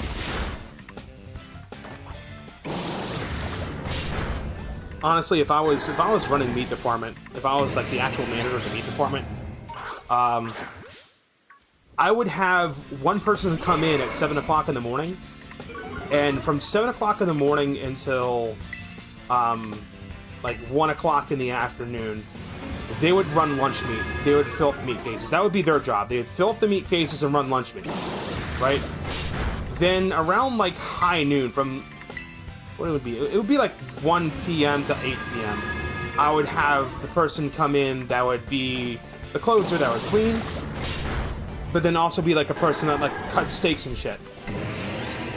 So the person that actually cuts the stuff will be there at like 4, 5, 6 o'clock when all these people come in and want stuff cut certain ways.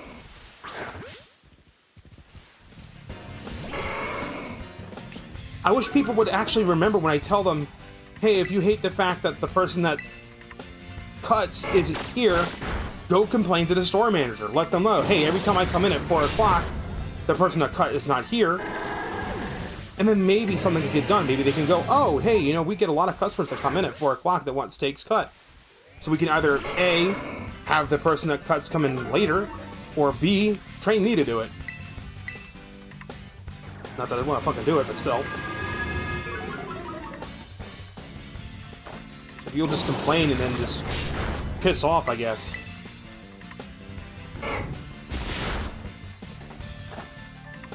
Am I done killing these Tauros? I'm literally just effort training Samurai just to have him ready for the battles up ahead. Yeah, we're good. Alright, awesome. Away that held item. Then we can go to Bag, and we can go to, Health Feather. Oh, efforts are maxed out already.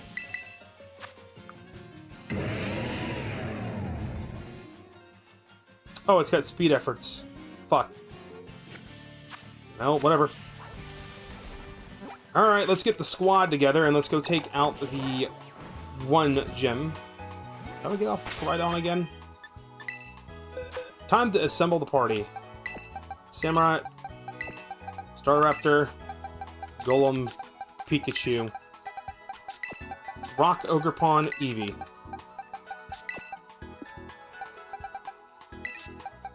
That's the squad.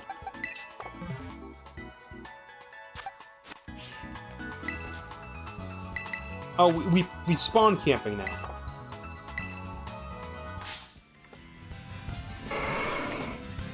This isn't a glitch with Pokemon Scarlet and Violet, this is just how, like, Pokemon Compass affects it, because normally it would be like, any wild Pokemon that wanders inside of the area where a Pokemon Center is would despawn immediately.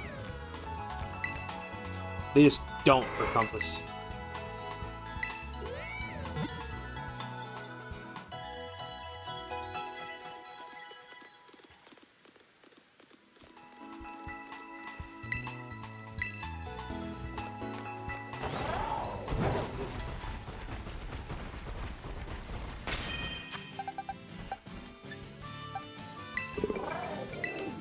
Do I have Mystic Water or not?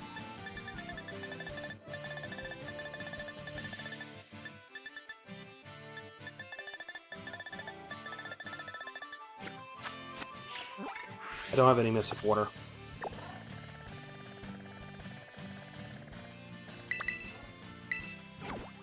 Hello, Koopa. What's going on, man? I initially wanted to stop at midnight, but I will keep going. I'll stop when I defeat Iono. That's when we'll stop.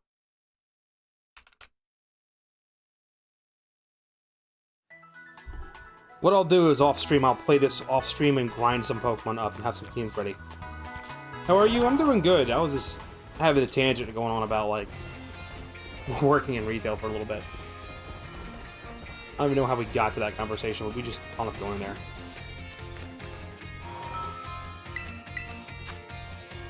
Alright, Mystic Water. Pay with Leak Points.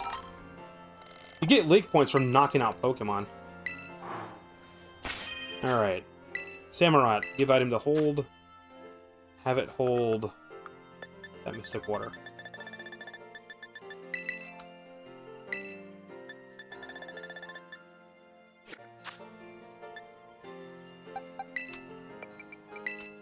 What did Razor Fang do?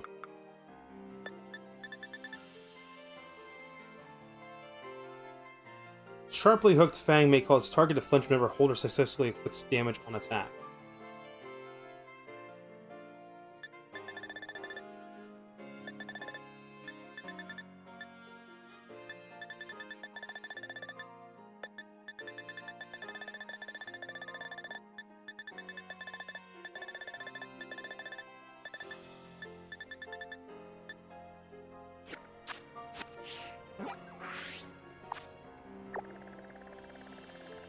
Alright, and where is that squad right there? And then it's got to be the first 3 Pokemon in my party is what I got to swap out to. It's all fire types, so we want to have rock types and water types.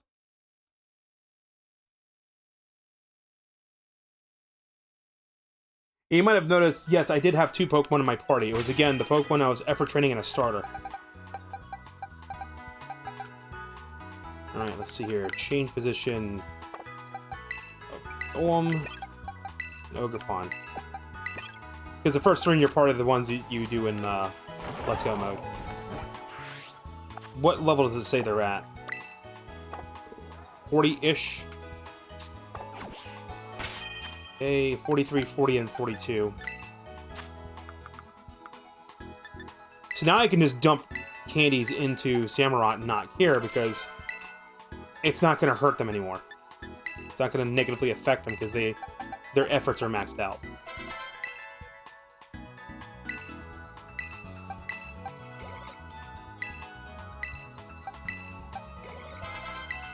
This is also why you do the raids. The raids is where you get your rare candies. Every single game world, every single host has a set number of raids every single day. You can exhaust them, and then after you exhaust them, you're supposed to go in with your friends. You have a dragon type, you have a water type, you have a bug type, you have a psychic type. Fighting type, there's a ground type raid. I don't have a Pokemon Center that's nearby, do I? I have this one.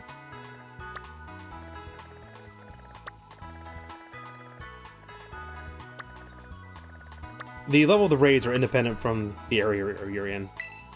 And if you have the DLC, you have additional raids as well. You have Kitakami's raids. So yes, actually having the DLC does give you an advantage. Look, we have a raid right here. We have a ground type raid right there.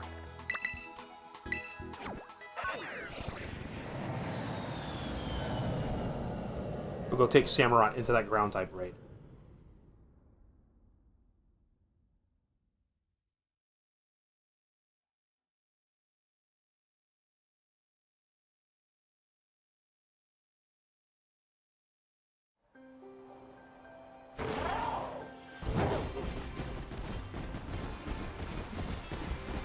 It's kind of dumb that you get the flight ability after finishing the DLC. I mean, it's infinite flight, which is really cool. I guess it's good for, like, getting to raids quickly.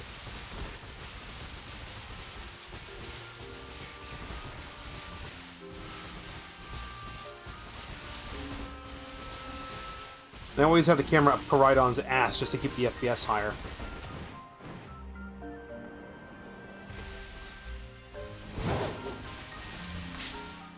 Oh, ran into a Pokemon. Ekans.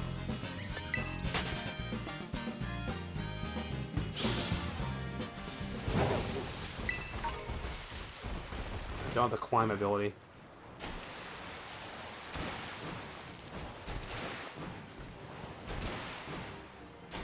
Okay, we're gonna bullshit with the terrain.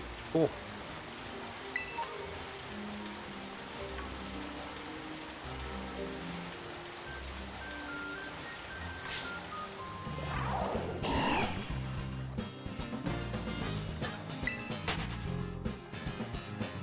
I wonder if repels are in the game or not. I don't think repels are in the game at all.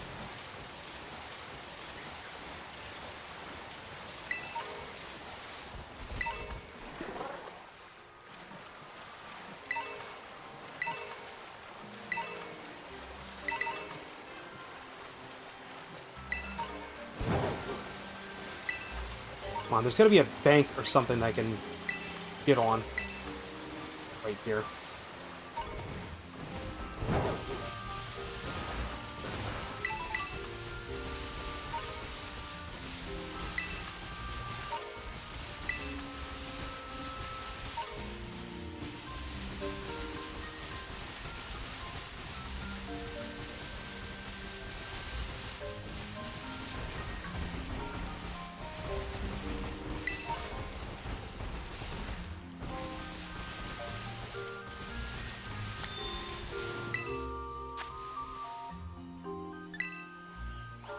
Alright.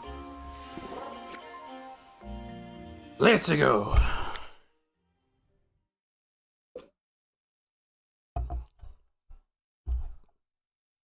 Let's not have the soda duty near the microphone. Jesus. The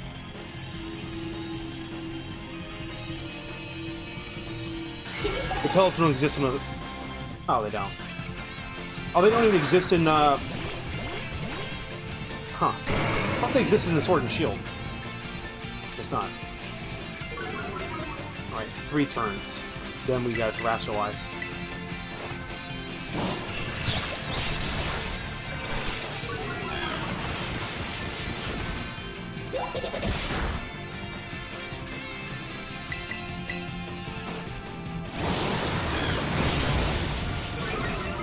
That timber is down. I might as well always catch the Pokemon that are in here because you can just see what they are. If I don't like them, I can always toss them.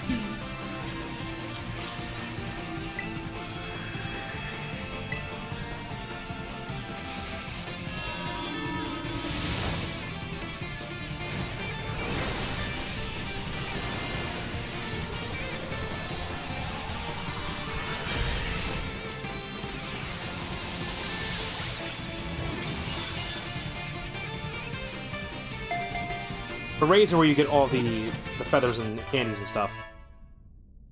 Although I think in the base game you don't get feathers and you get candies and stuff, but not the loot tables aren't as good in the base game. In Pokemon Compass, the drops you get from raids, you usually get like a few Terra Shards that match the type of the Pokemon you fought. You'll get a berry that's usually for like stat boost or increase decrease. More rare candy and more candies. Sometimes a rare candy. A drop related to the Pokemon. And then usually like a feather. Like a stat increase feather. Like the muscle feather. I don't think you get those in the regular game. You just get the candies, basically.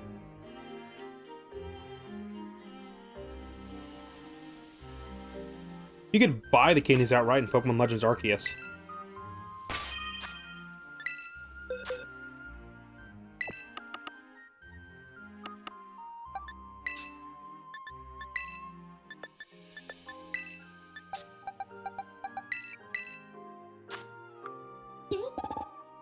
Well, those are pretty good EV spreads.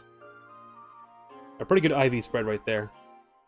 Low kick, rock, Phosis, energy, Leer, and it is a ground type. Terra type.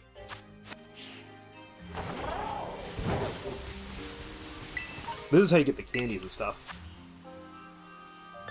Change Pokemon, change it to Pikachu.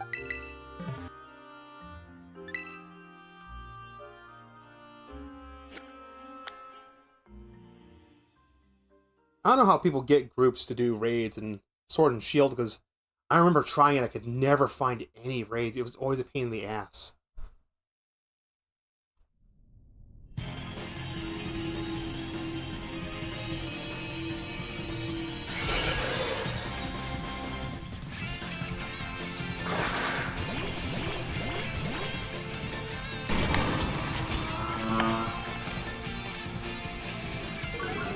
Seriously, they have one of the party members have a fucking ground type or rock type against the fucking type Terra?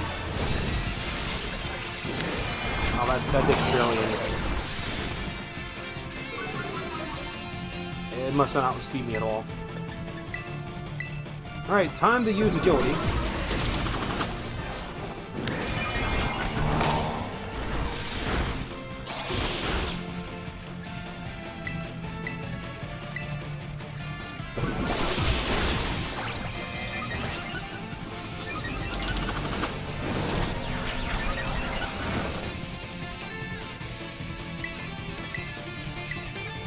Now it should do more damage.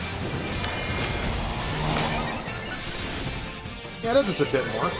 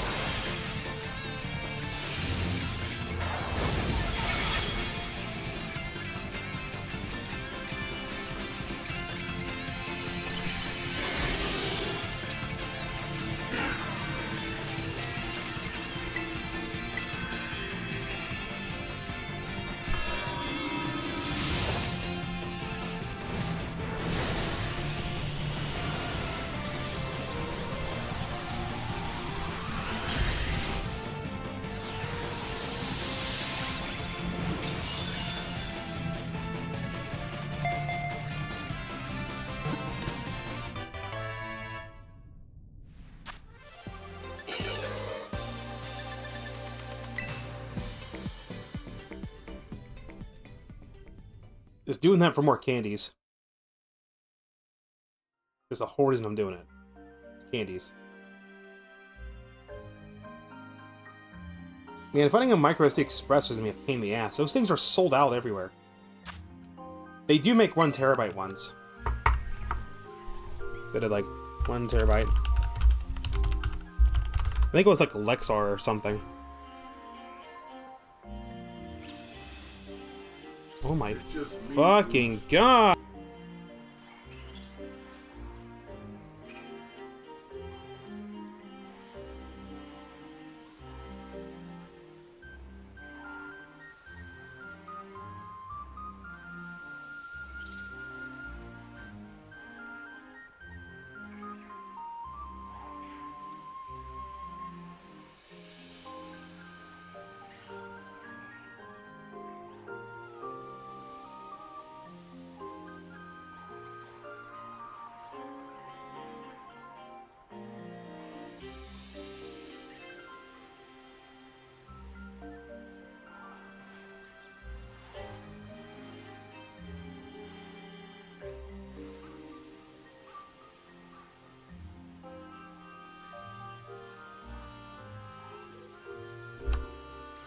Alright, found it.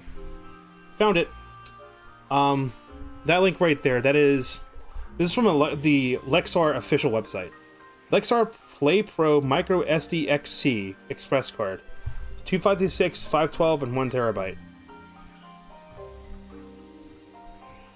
Why is the page scrolling all drunkenly? Where to buy? Amazon. Currently unavailable. I just want to know what the price was. Butthole. The 256 is available.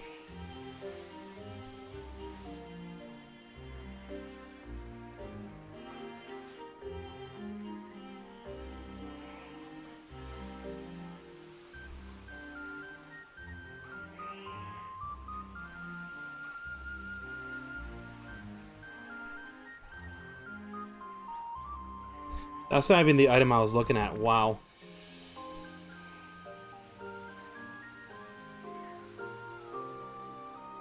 There it is. So you have to watch it on fucking Amazon. Their website wants to mislead you.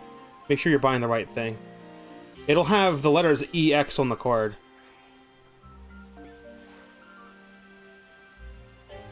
Absolutely all of them are unavailable. Like if I click Play Pro, 700 megabits per second, the 256 available options, I click it and it just goes back to just the play. I can't even give you a price on it. I wish you would give me a price on it. I don't even have an MSRP on it.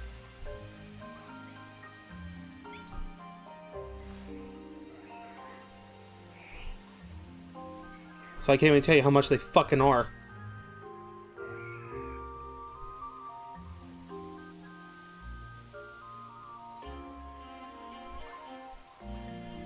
But they're out of stock.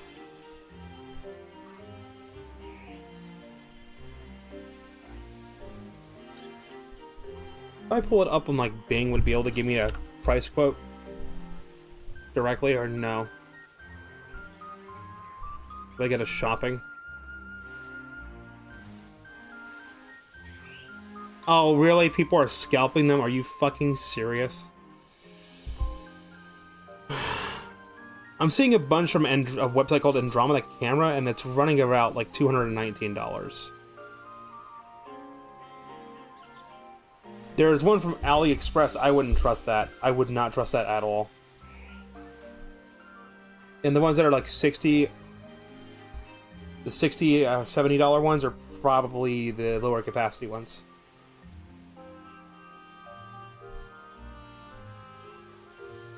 Lexar microSD Express card by AliExpress.com, 1 terabyte. Yeah. There's a 2 terabyte one. That's fake. That's completely fake. There isn't a single 2 terabyte card on the market right now.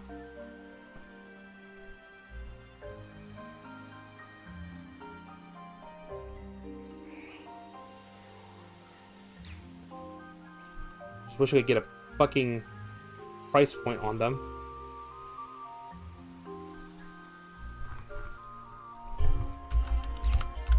What's the MSRP on these fucking things?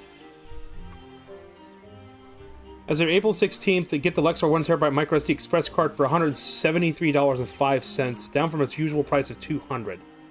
Okay, so that's normal price points, around $200.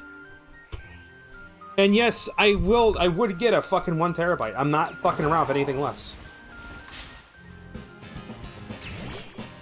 Especially since we're messing with next generation games. That 256-bit of storage in that Switch 2 is gonna get filled up real fast. There is no getting around it. You straight up will need a bigger SD card. And it has to be the express ones.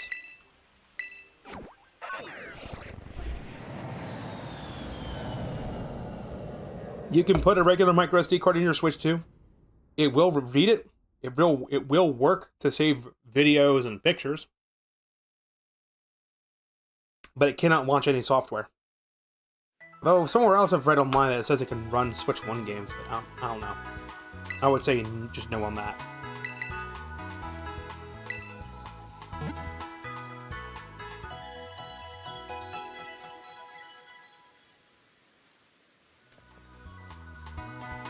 Before I started streaming, I was actually looking at computer parts.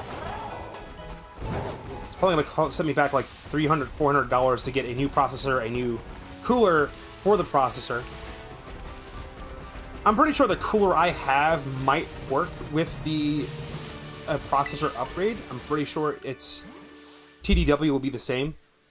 But I think the cooler on my computer, my PC, my CPU cooler is about to go. Because when I start my computer, I hear like a rattling sound. Which is usually the sign of like a ball bearing on a fan about to go.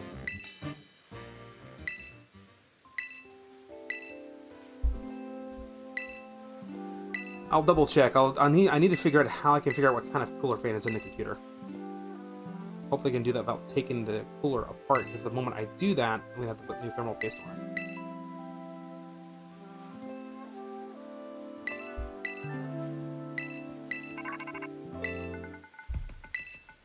The cooler I was looking at, like, I looked up on Reddit, it's like, what fucking cooler should I use for my computer? And it was like a... Let me find it again. Let me pull it up in my history while I'm mashing through this text. That's not in my recent tabs. I have to scroll back. It was Thermalite. The Thermalite Phantom Spirit 120. That's what we were looking at. Was that... No, that's not what I was looking at.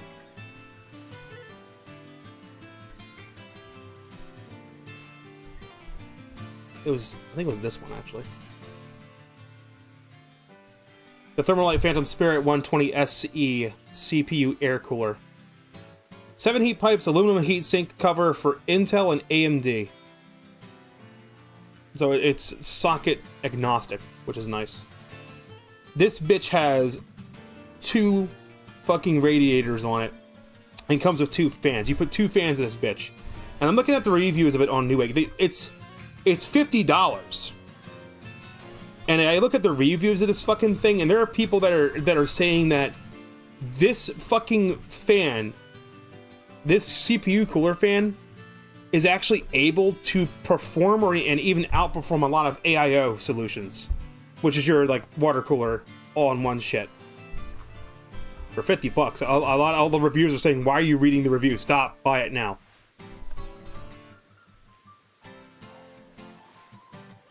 Yeah, there it is. Like, excellent air cooler, A+ build quality, versatile, supports LGA 1700 AM4, AM5. My ass never gets past 64 Celsius full load. Cons, you need to use low profile memory, or one of your fans needs to sit offset. Some may not care. You'll have to raise the fan up on one of the fans, because that is the problem. I'm looking at pictures of it. The outermost fan on it, motherfucking, sits over the memory module slots. I'm like, that's fucking stupid. I hate that. But you can just sit it up, and it actually says, like, if you have to offset one of the fans, it doesn't affect the performance of it at all. You still have air blowing over the radiator, and heat goes up, so like it's not going to be at the bottom of the radiator anyway for a hot spot. So if you're building a new PC, keep in mind you have to pick up lower profile memory sticks like G-Skill Rip Jaws, which I was looking at. It'll be a small offset as you choose, otherwise it will have no effect on cooling, otherwise 5 stars for cooling price.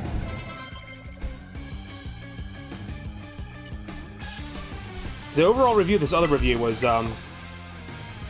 it's absolutely the most premier price for performance air cooler you can get on AM5. If you have a 7800X 3D, look no further. This is quite literally the best you can do, and don't need to spend more than this to get the best performance possible. Some people who care a lot about aesthetics may be put off by the black and silver colorway and the lack of RGB. I don't care. Understand, but we really can't do better than this, and for the price in terms of performance, hell, this thing outperforms the Nautica 100 plus air coolers and even some AIOs. Seriously, stop reading this and buy it if you have an AM5 CPU, which I'm going to be getting like an AM4.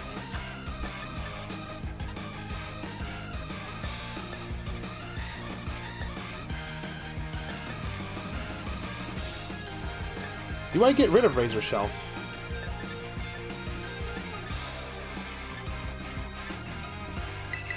No, I don't.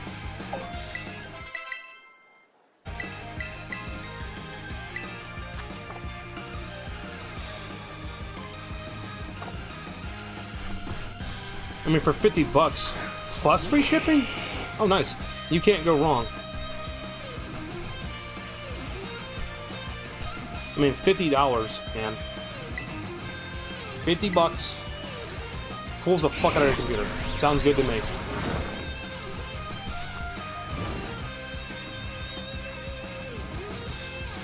PC part picker list? No, I don't. I just need to confirm. The firmware of my motherboard is compatible with the 3700X3D I was looking at, or the 3600X3D. I need to upgrade the processor to be able to upgrade to Windows 11. I'm just going to save up money. I'm going to stockpile some cash. Because I'm going to replace the memory modules in my computer. I'm going to take the two 8 gigs out. I'm going to replace them with two 16 gigs. I'm going to get a new processor, and I have to get a new cooler with that. And then I'm going to get a fucking new solid state. And then when I go to install all this shit, I'm basically just going to back up everything I care about to the D drive, which is the not system drive, and I can just leave that bitch plugged in. Then what I'll do is I'll go in and wipe the solid state drive, install the new solid state drive, and just install a fresh copy of Windows 11. So I'll have to reset up everything, re-download shit, reinstall shit. It's gonna be great. What would be nice, I think it is possible for you to get like a, you can buy a M2 to SATA adapter, right? I can make a SATA adapter for an M2, right? NVMe and SATA M2 reader writer. M2 SSD to USB AC reader adapter compatible with M key, whatever the hell. So you can actually buy these. That's a USB solution. I want an internal solution though, but I think those get hot, so it'd probably be better not to have it be on SATA. I was over here thinking maybe I could just buy a M2 to SATA adapter and just sit the solid state, like the loose fucking solid state drive on another SATA port in the bottom of my computer. But I have to mount it to something. Maybe I could like cobble together a fucking like loose case for it.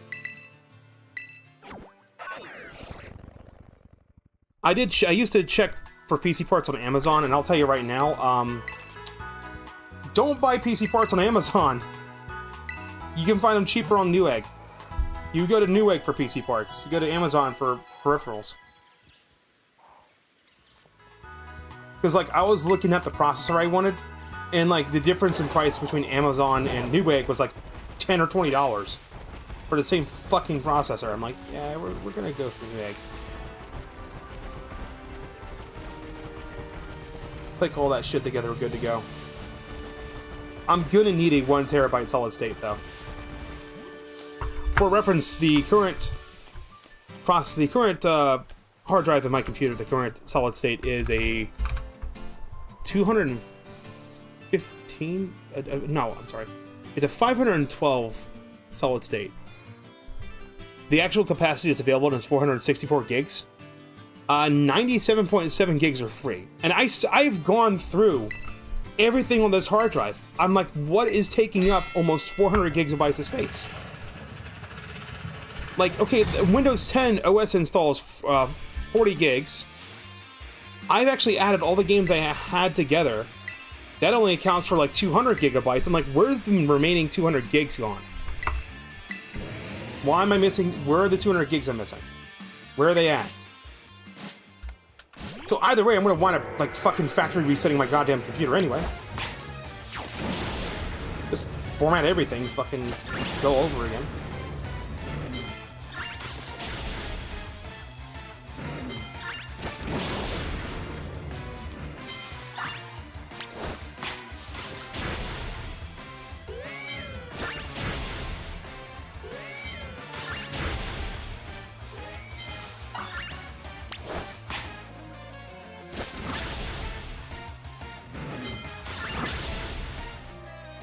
Yeah, we're gonna steamroll these guys this time. We got it. Okay, do I get yeeted? No, I just clipped through them. You think I should get yeeted away by them or something? Can't just like walk into one.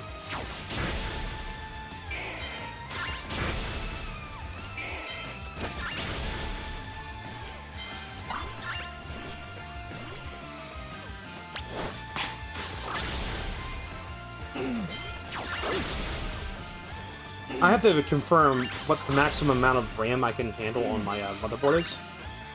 Like, between doing, like, the CompTIA stuff, I'm confident that if I have to replace the motherboard of my computer, I can fucking do it. I just need to make sure that it's the right socket type, which it's literally, is it an AMD socket or is it a Intel socket? Literally, that's it. And then, like, the form factor. Is it a ATX, micro ATX, or mini ATX? And it's... I think the inside of my computer is a micro ATX. I want to swear. I swear. Because it's not a mini one. Mini ATXs are what's inside those fucking, like, point-of-sale software shit and, like, the shitty little computers that are in, like, fucking, like, jobs. Like, if you go to a call center, you probably have, like, a fucking micro ATX in that side of that bitch.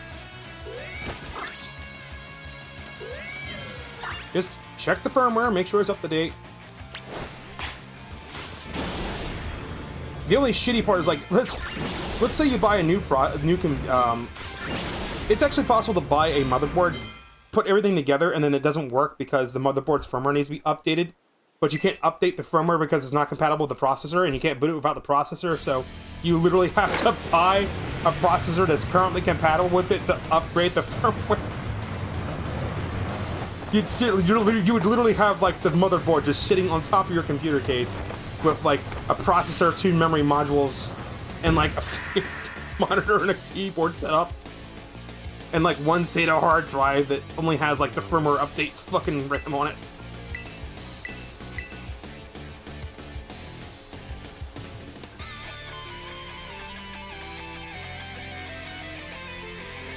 There is a newer version of my motherboard's firmware available. I could download and install, but I'm not going to. Because I checked the firmware version I have already, and it's already high enough to support the fucking, it's already high enough to support the processor upgrade. As far as, like, motherboard firmwares go, only upgrade if you need to. Otherwise, leave it the fuck alone. Trust me on this. It'll save you a headache. Every time you upgrade the motherboard firmware, there's a chance something can go wrong, and then you're fucked. So, like, it's always best to just not dick of it if you don't need to. Oh, we are doing some fucking bullshit today, aren't we? 3 times in a row, flinched and couldn't move. Are you fucking serious right now? Okay, so Pokemon Compass's difficulty is, let's just make the game bullshit.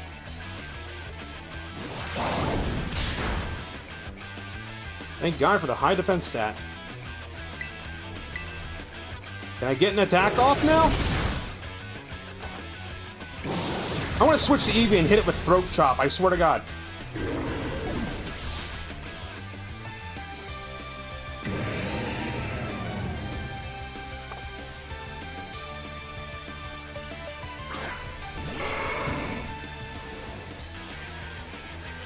It's floating in the air, so I can't hit with ground attacks.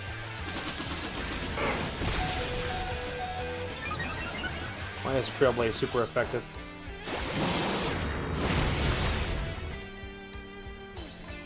No, seriously, why is Trailblaze super effective?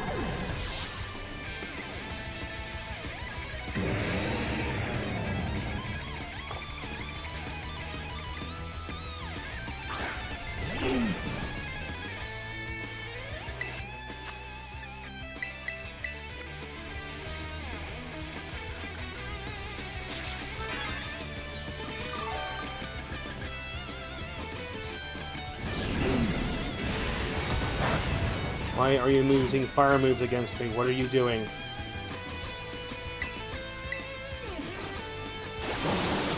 Is that the only offensive move that Torkoal has? Is fire? Is words I can't say? Flare Blitz?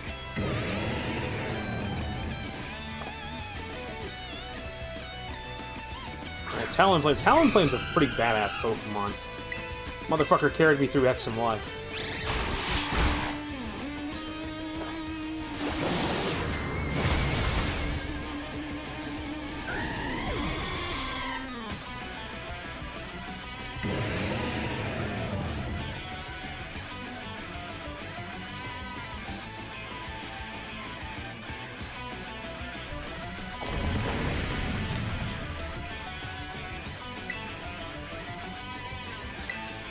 Focus energy. Oh, that's nice glitch.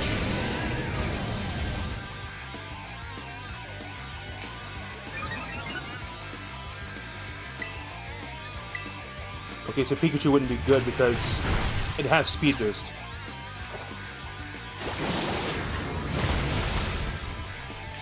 Didn't get the crit. I was hoping for a crit on that.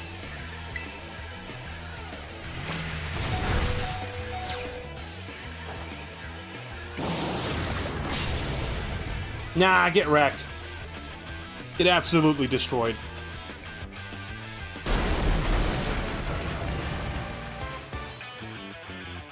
And that is why you effort train Pokemon in the game, because it makes the game more of a joke.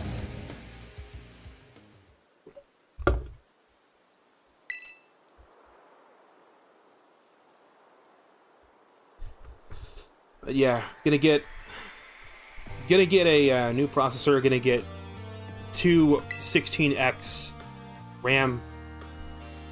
Like, if you're gonna be building a gaming PC and you're not gonna be live streaming or anything, you don't need to have more than 16 gigabytes of RAM. The big thing you need is a 1 terabyte solid state drive. Like, you can get away with a... I would just recommend saving up money and buying a RTX 3060, because according to Steam charts, that's usually what people normally have. They have like a RTX 3060 and at least a 3rd generation AMD processor or equivalent.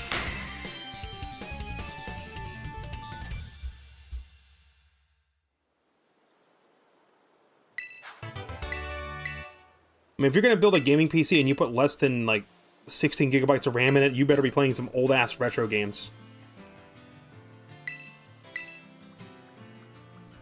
Like, if you're okay with saving up money to get a computer, my build recommendation would be just, like, you know, aside from, like, the obvious shit, like fucking case, cooler fans, and power supply, like, those things kind of fall in place for the parts you pick. With power supply, just make sure you have enough power, have enough wattages to cover everything, and for, motherboard, just make sure it supports what the fuck you want.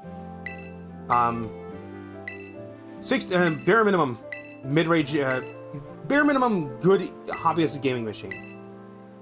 Probably set you back maybe about 2,000, maybe more, maybe less, depends on tariffs and whatnot. Get yourself an RTX. Give yourself a... Let me look it up. Newegg RTX 3060. Just try to get a price on it. They may be sold out. They're kind of hard to get hold of.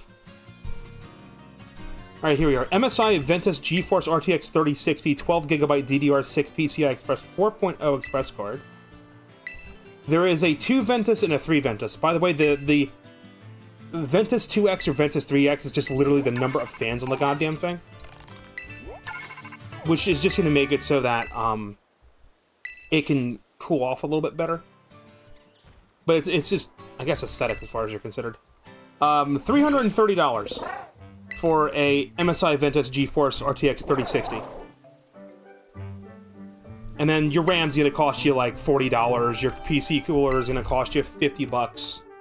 The case will cost you maybe $100 to $200, depending on the type of case you get, the size of the case, etc., etc.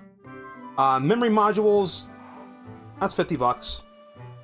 You're looking at maybe $1,000, $2,000 on the upper end. Your graphics card's going to be $300. Your processor is going to be $150. So you're looking at like $450 to $500. So about the price of a Nintendo Switch 2, you can get a graphics card and you get a processor. So you can get like half of what you need to build a computer. The motherboard might be like $100, maybe $150, depending on features, size, etc. The case will be $100 to $200. The power supply will be like $80 to $100. Your memory modules are like cheap. As far as peripherals go, got a TV? Does it have an HDMI in? There you go. There's your fucking monitor. And you can run that for a little bit so you have some money saved up and you can get like a really nice HDR shit. Like, the best thing I should do, here's what I should do. I should take my TV and throw it in the fucking trash. I shouldn't upgrade my TV. What I should do is I should try and get a really large monitor. Like, there's computer monitors that are about as big as my TV is. I just need to get like a fucking 40-some inch HDR compatible computer monitor. And then I need to get a HDMI splitter. So I can plug my speaker in through HDMI. And then we're good to go. And then we have HDR. I'm going to tell you right now, a fucking computer monitor is going to be cheaper than the goddamn TV. Like, if you get a computer monitor that has HDR and shit in it, 4K display, maybe $300. You get a TV, it's going to cost you like a couple thousand. And it's going to be a smart TV. It's going to have all the software and spyware and shit in it. Like, I do eventually need to get a new display, a new TV, or a new thing that can display games. I don't watch TV on my TV. So I might as well just use a monitor. You can hook up a Nintendo Switch to a goddamn fucking computer monitor and it'll fucking work. You just won't have any audio. If you want to have like a, I guess like a ghetto ass setup, get yourself a fucking, get a Nintendo Switch. If you want to have the most like cheap ass like struggle setup, get yourself a Nintendo Switch. Get yourself like some headphones, so you can plug the headphones into your Nintendo Switch.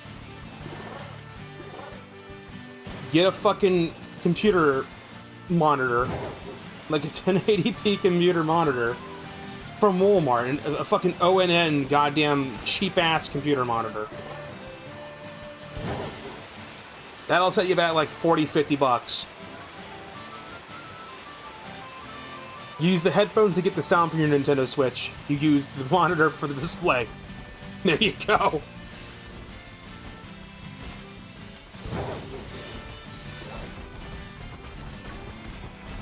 Get yourself a Joy-Con grip, or go online and go... If you own a Nintendo Switch, go get an 8-bit Do. Go get a fucking 8-bit Do controller. Get them as fast as you can, because 8-bit Do is no longer importing any more of their controllers into the United States because of Orange Man. Thanks. Thanks a lot, Orange Man. I have one right here. It's the 8-bit Do SN30 Pro. It looks like a fucking Super Nintendo controller. That's why it's called the SN30 Pro.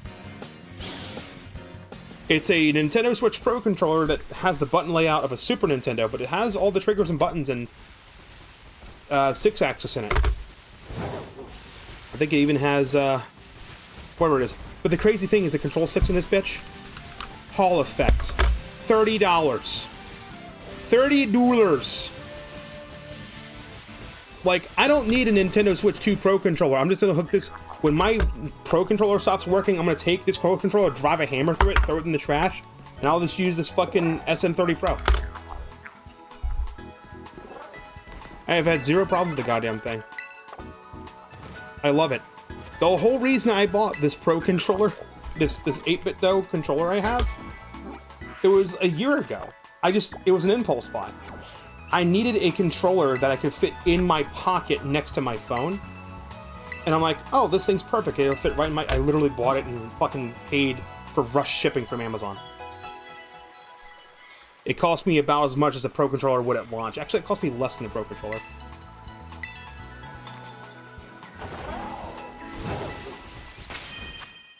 Alright, let's get Graveler up top. Graveler and Ogerpon. That'll be who we fight with Iono.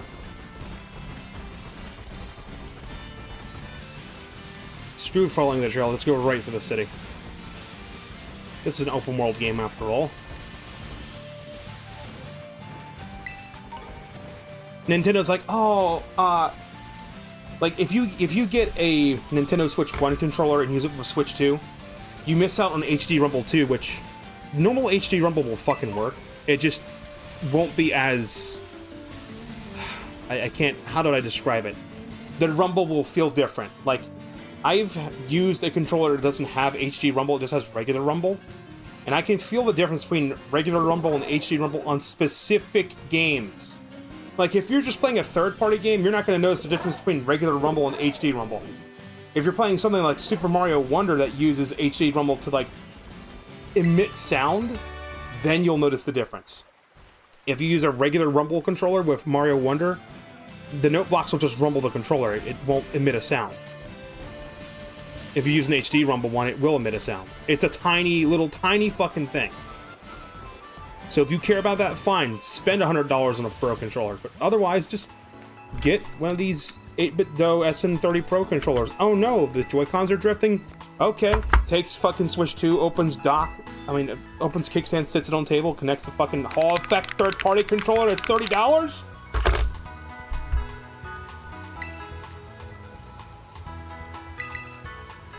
What kind of screws does this thing use? Is it a game bit? Yeah, it's a game bit. Damn it. So if, like, the battery inside of it is shot, then I have to use a game bit to open the fucking thing.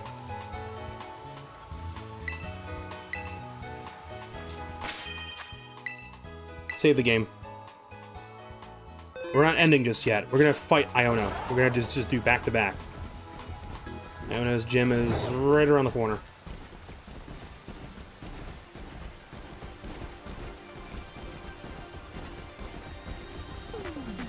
This area is my second favorite city.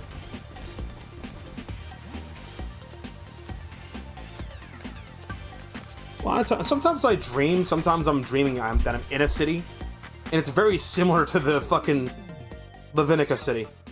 It's like a coastal city with high-rise fucking bank buildings and a lot of retail shops and shit. It's kind of weird. But like the city feels familiar, like I've been there before.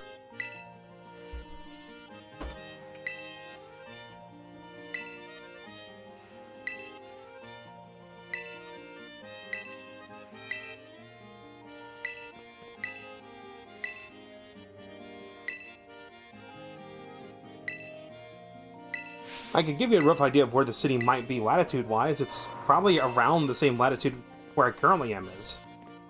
Because it feels about as warm. Although, I don't know, temperature in dreams is weird. Sometimes it's like the actual temperature of the room you're in, sometimes the temperature's different. It's odd.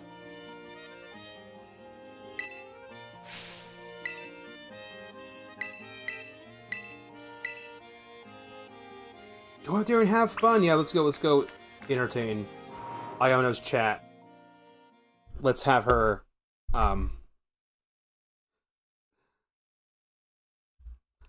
let's make her content for her.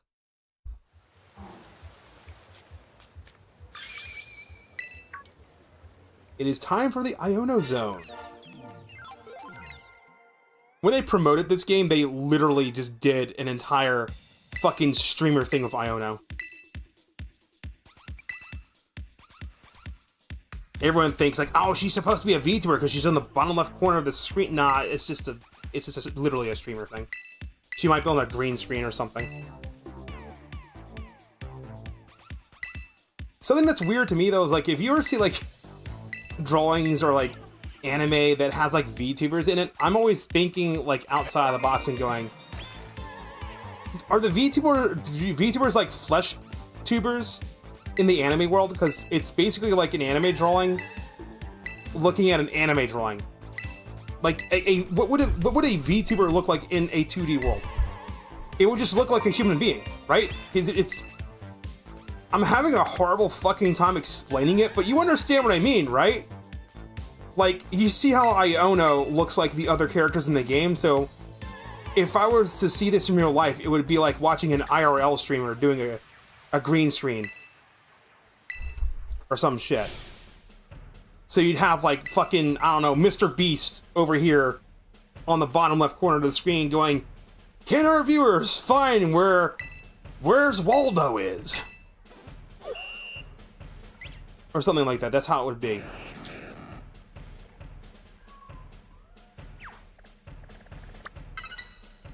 He's in the same spot every time you play the game. They don't even move where the hell he's at. You can memorize this shit.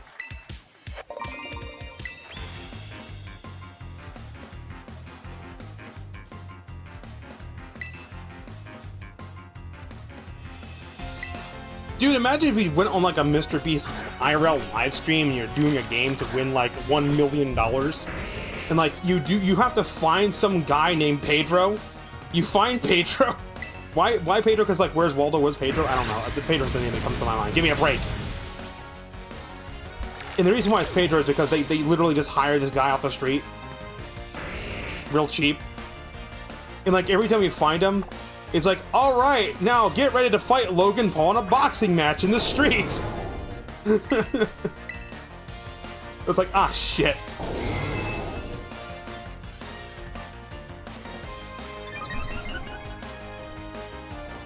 You just pick up random people off the street, give them boxing gloves, like, all right, you have to beat the fuck out of this guy now.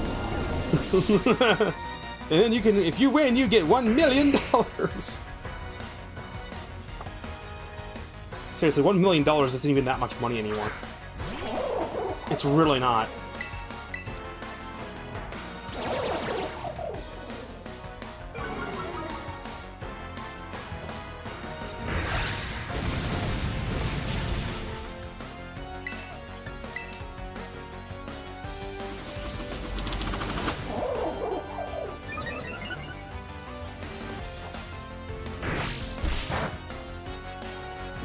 It's a fighting type, that's why it's not effective.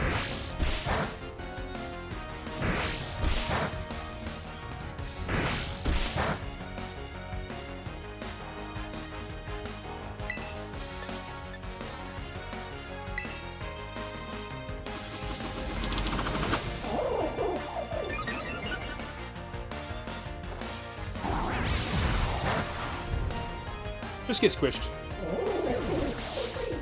The double stream, yeah. I've got a really good question. I wonder if I can stream Shantae Advance or not. Is like, I don't know if it's been leaked or what, but it's on the internet. People have been playing it. Let me break my stream for a second and go to twitch.tv. All I'd have to do to find out is go to twitch.tv and type in Shantae Advance.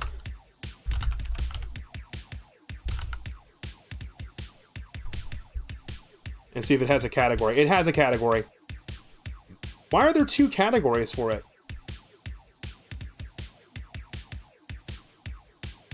Steak Man. There's someone that's verified that's played it.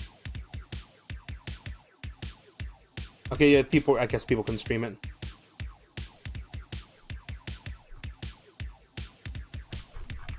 Because I'm thinking of doing a Shantae marathon where I'll play all the Shantae games in order. We'll do Shantae for Game Boy Color, we'll do Shantae Advance, then we'll do Risky's Revenge, then it's Pirate's Curse, then it's, after Pirate's Curse, it's Half Genie Hero, and then it's, Seven Sirens is the last one. That's all the Shantae games. The ones that'll probably take the longest are going to be Pirate's Curse and the fuck's the other one? Pirate's Curse and Seven Sirens. Because Pirate's Curse and Seven Sirens are Metroidvania type games. Pirate's Curse is a little bit more linear though, so it's like a linear Metroidvania. Seven Sirens is just straight up a Metroidvania. You go through a large interconnected map. The original Shantae has an interconnected map. Shantae Advance doesn't have an interconnected map. Everything's kind of like separated. You go to like a central point and jump between areas. The Shantae games are usually pretty quick to get through. It probably wouldn't be unreasonable to go through one Shantae game a stream. Maybe Half Genie Hero might take longer. I don't know how long Half Genie Hero is. Half Genie Hero is not a Metroidvania. Shantae 1 is technically a Metroidvania because it has an interconnected map, but there's no like map screen. The second Shantae game plays like Half Genie Hero. It's just basically you just go between hubs. The third one is a Metroidvania with an interconnected map again. But the map is very simple. Just go right or left. And jump between layers. That's about all you do. Pirate's Curse is a Metroidvania. Half Genie Hero is just like Shantae Advance. Where you, like, go talk to an NPC to warp to different maps or something. There's Levitate, that won't work. No, fuck you. Oh, who'd he switch to? Another Rotom? Really?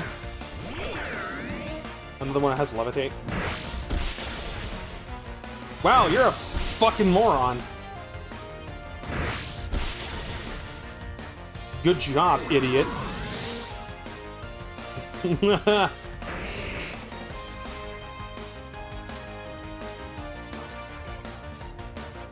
Something I did before stream is I set up Moonlight on my Nintendo Switch so I can play PC games on my Switch in bed. So like if I want to continue playing Oblivion Remastered, I can just load it up on my Switch, well, on my computer, and beam it to my Switch and play it.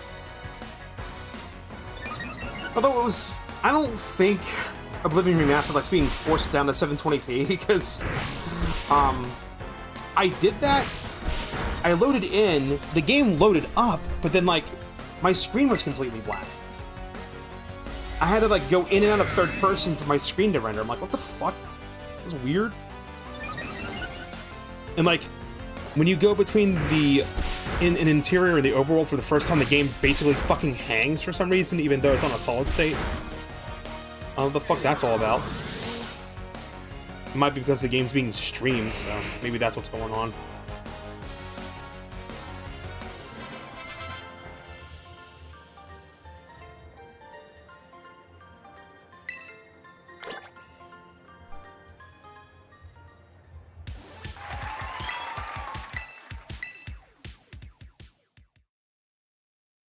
I'm trying to think of like what no I could play. He's on the boat in the background.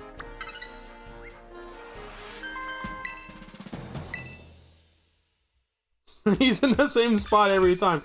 They couldn't even randomize where he's at.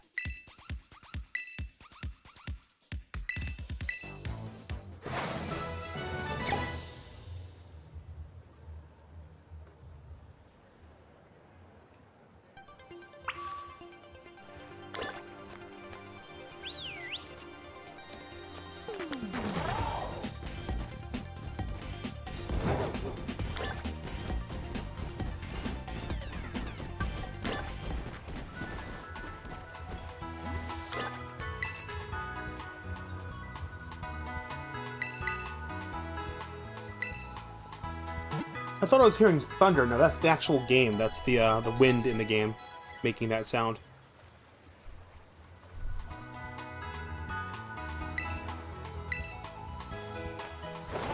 Levinica is a very windy area.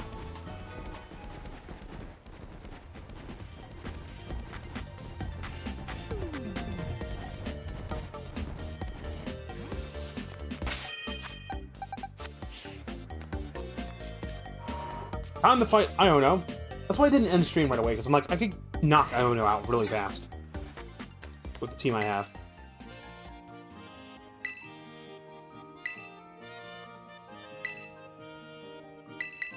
Am I ready to challenge the supercharged streamer Iono? Yes, I am. Let's go fight Iono. You know, the commentary has died like 2 hours in. That's just because, yeah, 2 hours is about my stamina. Unless I'm playing like Minecraft or something. Minecraft's an easy stream game. Just get in a call with somebody and go fuck around in the world.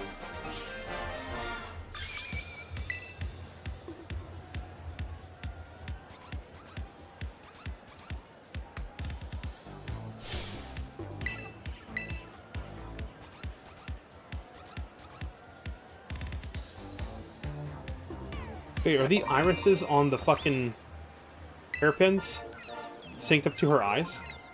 Like, when she blinks, do they blink? Oh, no, no, they don't. It's only when she's scripted to, like, close her eyes. If they do an emote.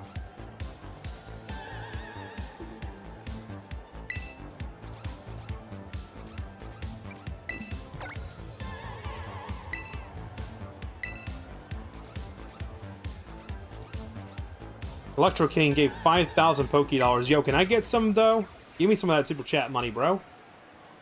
Give me that 500 bucks. Wait, 5,000 Poke Dollars would be 50, I think.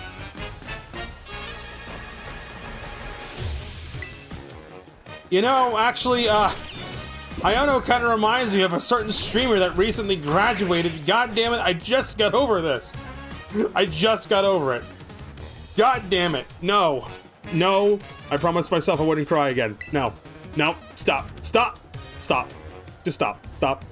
God damn it. No. You're not crying over it anymore. I refuse. I refuse to cry over it. There will be no more crying over that. God fucking damn it.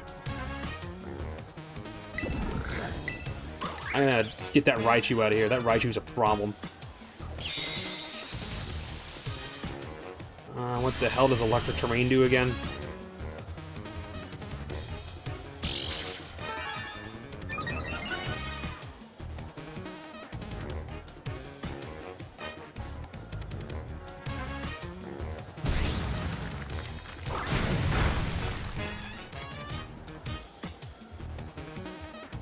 Uh-oh. That Billy Bolt's actually the problem.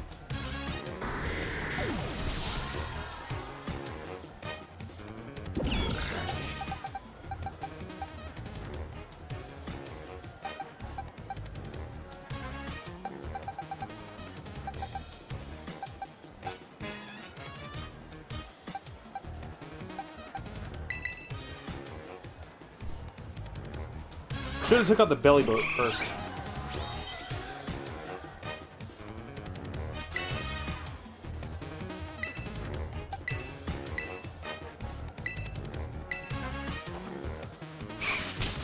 Guess we just gotta outpower everything now. Hey, don't hit it with fucking physical attacks.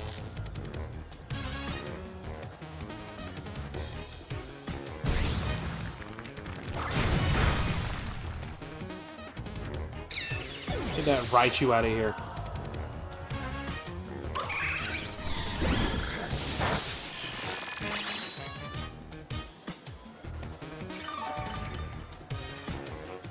And it heals? Oh, okay.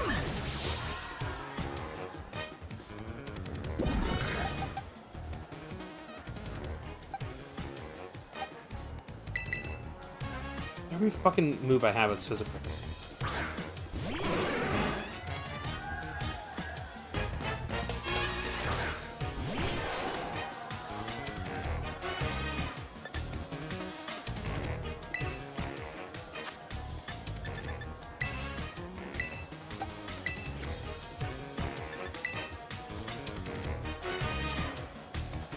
How heavy is Ampharos? What if low super team more?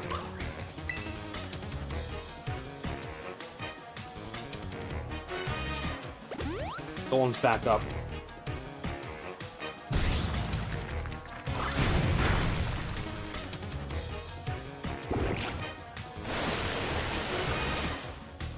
Oh, Pikachu's a water type now? Oh, really?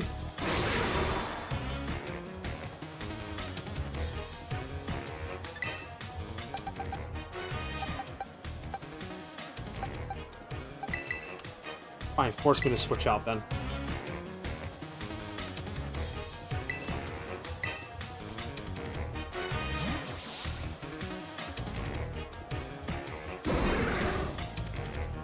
I don't have a damn counter to fucking reflect.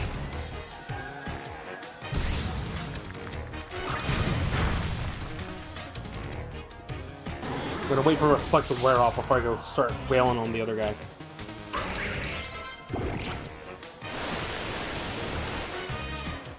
Oh, okay, that's your strategy? Really?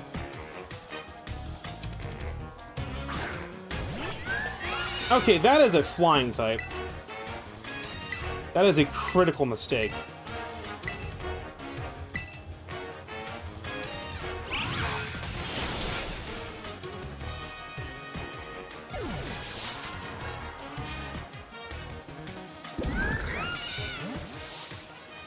What?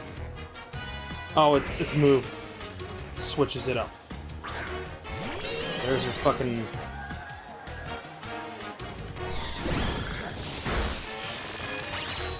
It doesn't affect... Oh, okay, that move can't affect rock types.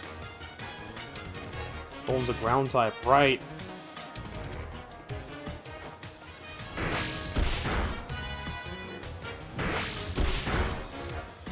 Well, I might have this in the bag already. Her Trump Pokemon just got knocked out. Didn't get a chance to terrestrialize at all. Is it just the Bellabolt now? Just is removed. Are we 1v1 now? So now Pikachu just has defense. Oh no, we have still that Killer Watch roll. Oh no, is she down to 2? Yeah, she's down. She didn't get the terrestrialize her fucking... her Trump Pokemon at all.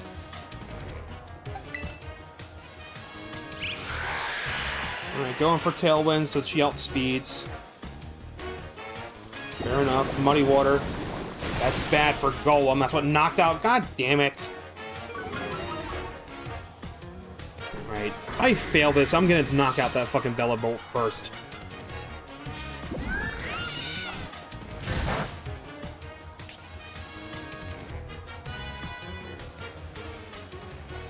I can't remember when the last save was, so we just have to run through it.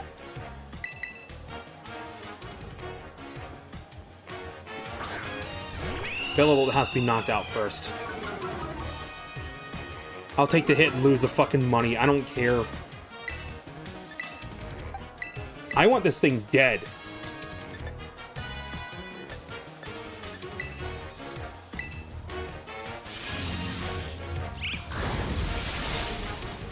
Yeah, I'm not gonna get an attack off now.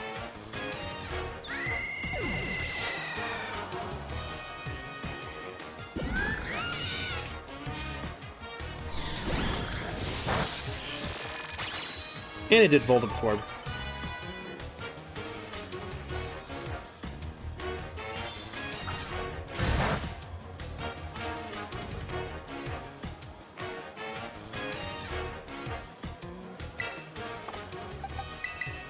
I'm literally throwing the fight.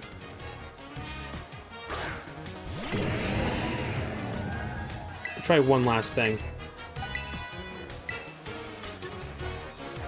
Electro Ball isn't actually gonna work because of the Tailwind. Oh, fuck off, dude. Even the thing I was going to do, I just got foiled.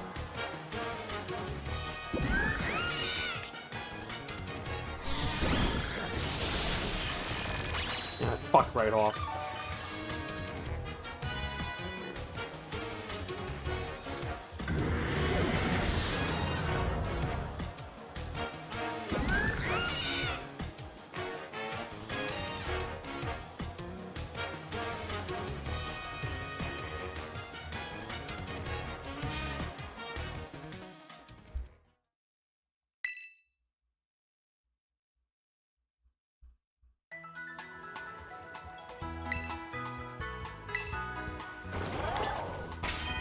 Alright, first off, Samurot's going up front. We're sending Samurott and Pikachu out first. Sounds stupid, but just trust me on this one. I got something for that fucking Bellabolt. I'm gonna change his type to a water type. Then I'm gonna smack it with Pikachu.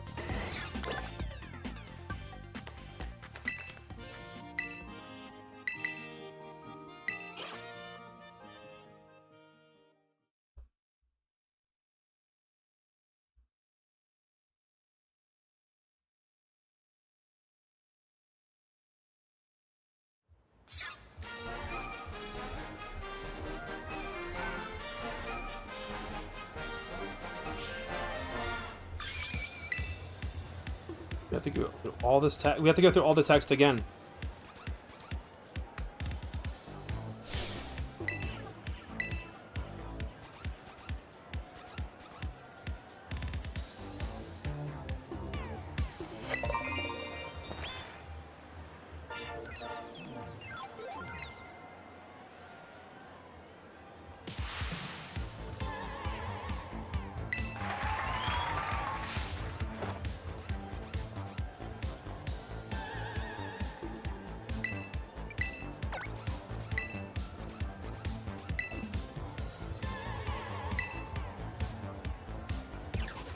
She actually does mention, thank you, Electro King. I just mashed to the text so fast I didn't notice that she even acknowledges the super chat.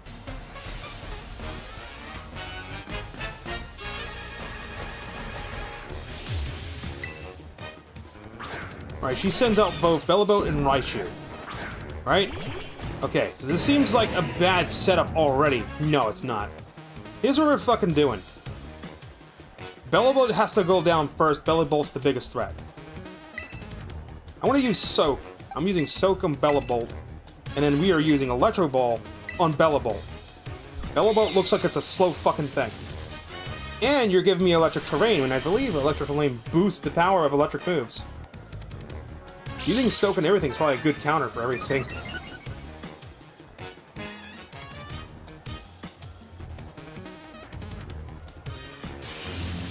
And an Electro Ball went first. God damn it!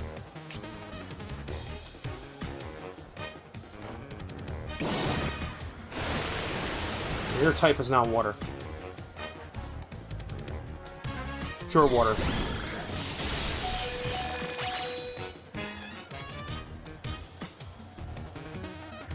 I'm gonna be a fucking dick. We're gonna do it to Raichu as well.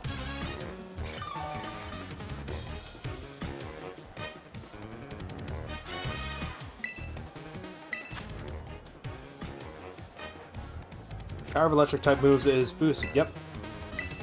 Soak on Raichu. Electro Ball on Bellybolt.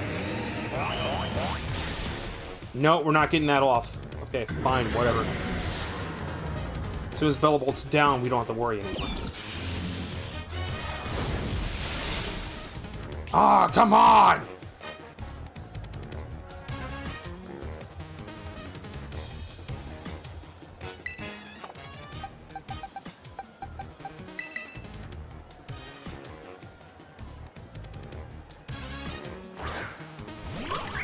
Thing's got the HP pull of a fucking Chansey.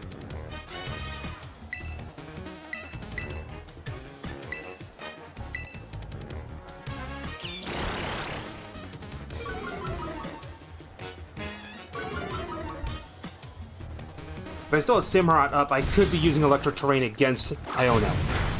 Just by converting everything into a water type and then smacking it with Electro Ball. Because you see how well it's working against Bellybolt. I turned it into a water type so it's super effective, and then the Electric Terrain's boosting Pikachu's attack power.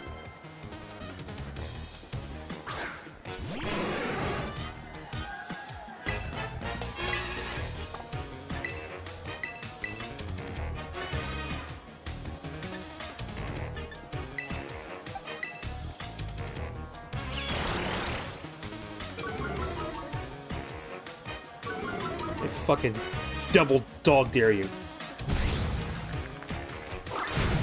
Try me. Fucking try me.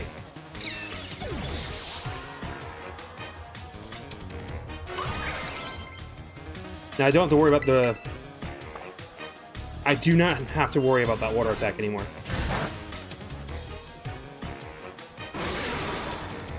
You're gonna set Reflect, so that's gonna increase their defense. Kilowattro's gotta go to... Kilowattrol has to go down next. Because he sets up fucking, whatever the hell terrain. Tailwind. Ah, they already got Tailwind off. Fuck. Tailwind must be a priority move. So we gotta deal with the speed decrease.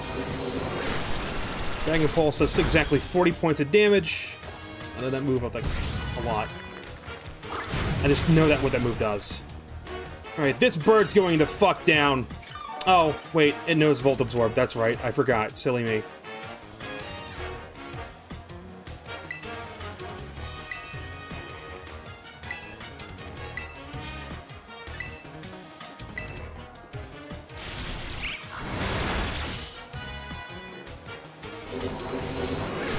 Yeah, they're targeting... Oh, I thought they were targeting the other... the Ogerpon. They're not splitting their attacks between two targets.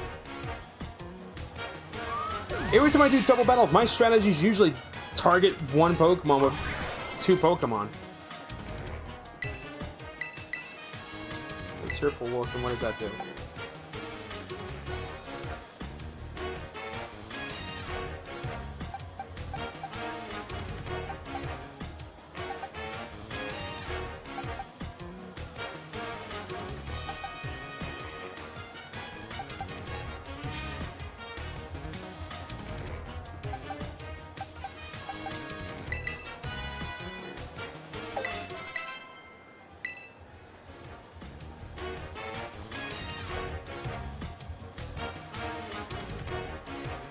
Miss Magus is the trump. Once she fucking terrestrializes.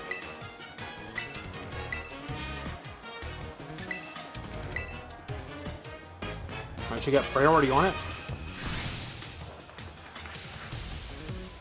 Wonder why she didn't do it the first time. I think it's because she didn't send it out. I think it's because Wattle Roddle, or whatever the hell its name is, swapped out with a different move, so it didn't trigger it. So it would have triggered it on the next turn. Because if she manually sends it out, it's scripted for her to terrestrialize it.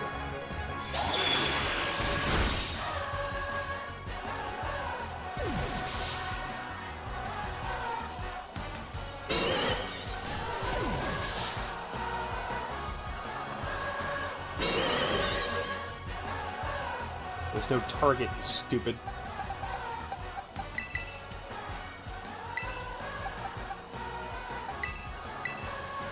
I know this seems stupid, but I'm gonna be spamming fucking, whatever the hell that move is.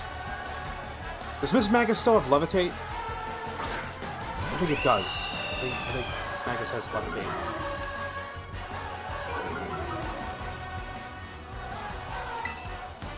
Just in case it does.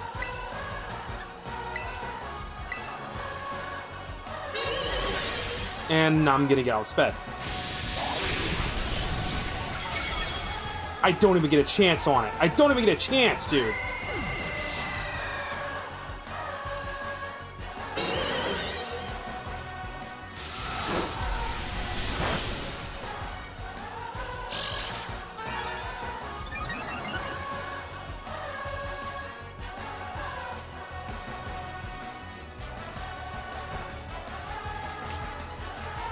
It doesn't affect Miss Magus.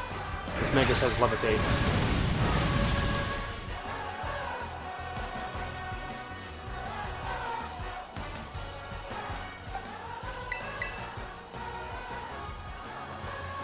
Eevee can't get hit by ghost attacks, that's right.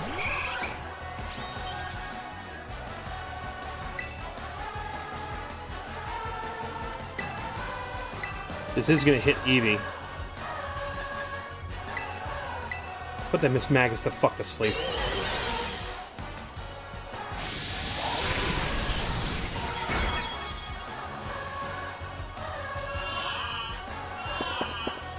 That'll stall it out long enough for me to knock it out.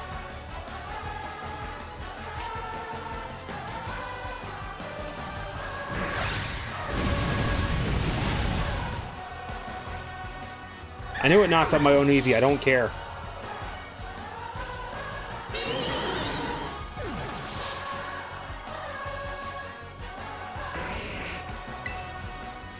This just became a 1v1.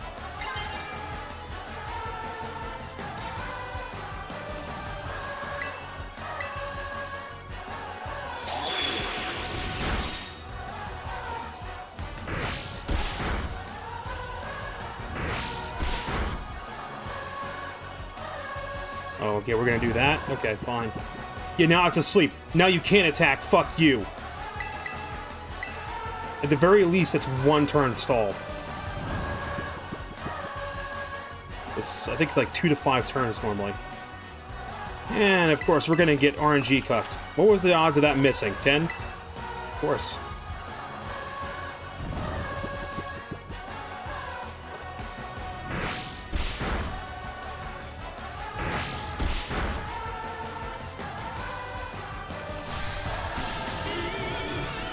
There we go.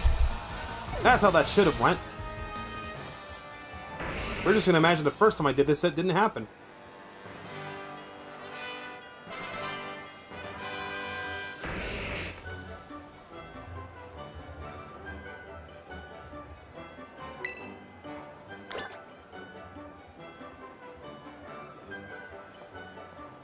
The fucking miss.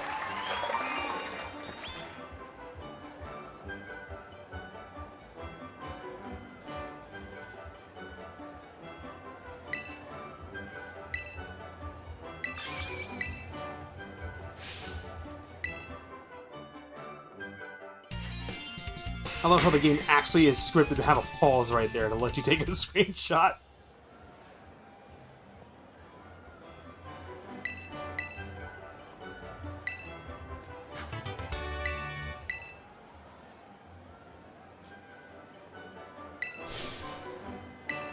You can cut the lost powder out.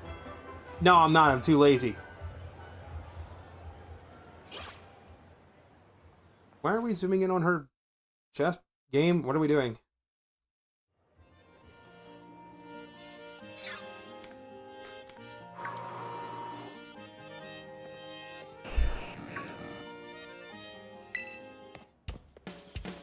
I think we fight her on the next gym we try.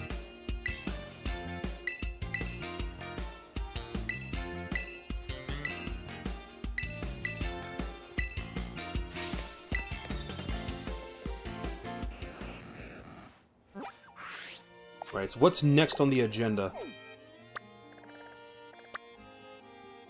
That Titan Pokemon's level 43 and it's a Steel type. Hitting with water types would be good. We have a Poison type, Starfall Street. Level 46. The normal type one is 47, so yeah, we gotta go circle around. The Quaking Titan is the last one we hit. Both of these we hit last.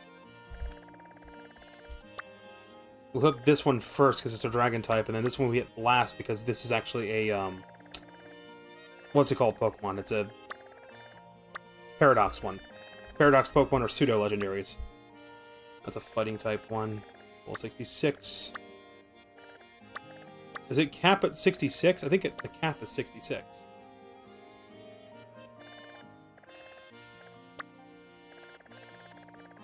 So they want me to do the Steel Titan and Starfall Street. Then circle around, fight the normal type gym leader, wind up north, hit this one,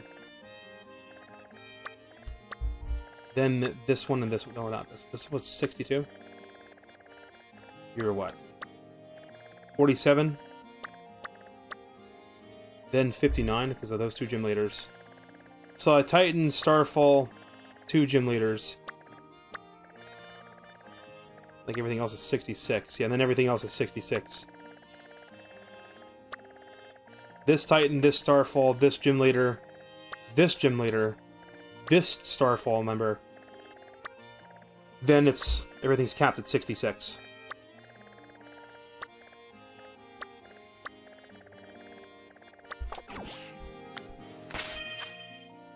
So we want to have something that can take on... Orthworm's a Steel type, I remember. So fire types are good. So Cinderace is good. I think Poison is good against Steel as well, right? I can't remember. I think it's Poison. I think it's Poison and Fire. We're good against Ortherm.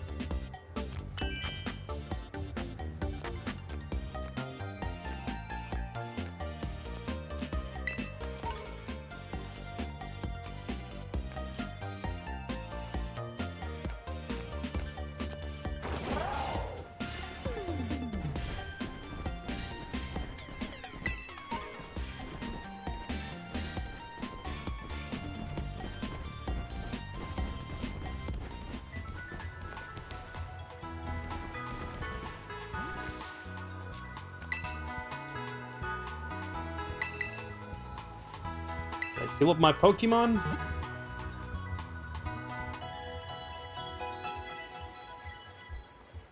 Now, as far as fire types go,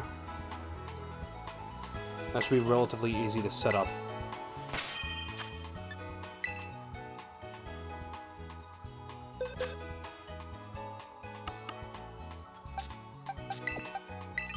Samurott benched. Pikachu.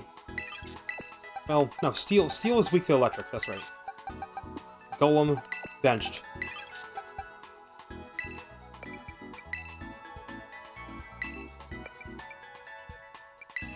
Ogerpon.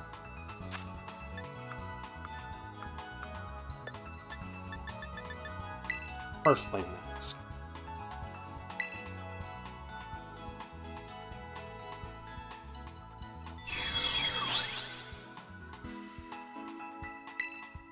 Now, Ogerpon is a fire type. It's Cinderace in here. Normally, Gardevoir would be a good idea, but poison types can trump fairy types. Unless I terrestrialize Gardevoir. Then it's better.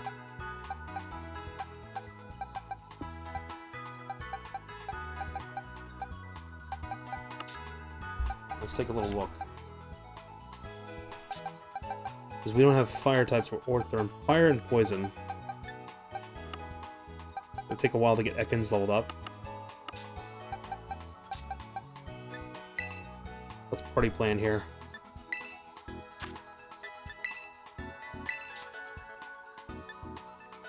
Coughing, Spinarak, Bellsprout, and an Ekans.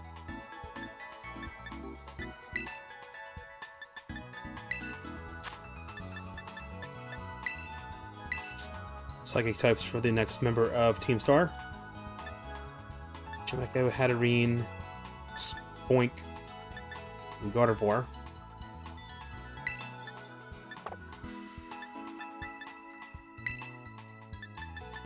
Fighting type for the gym leader. We just have Heracross, Timber, Riolu, and Heracross.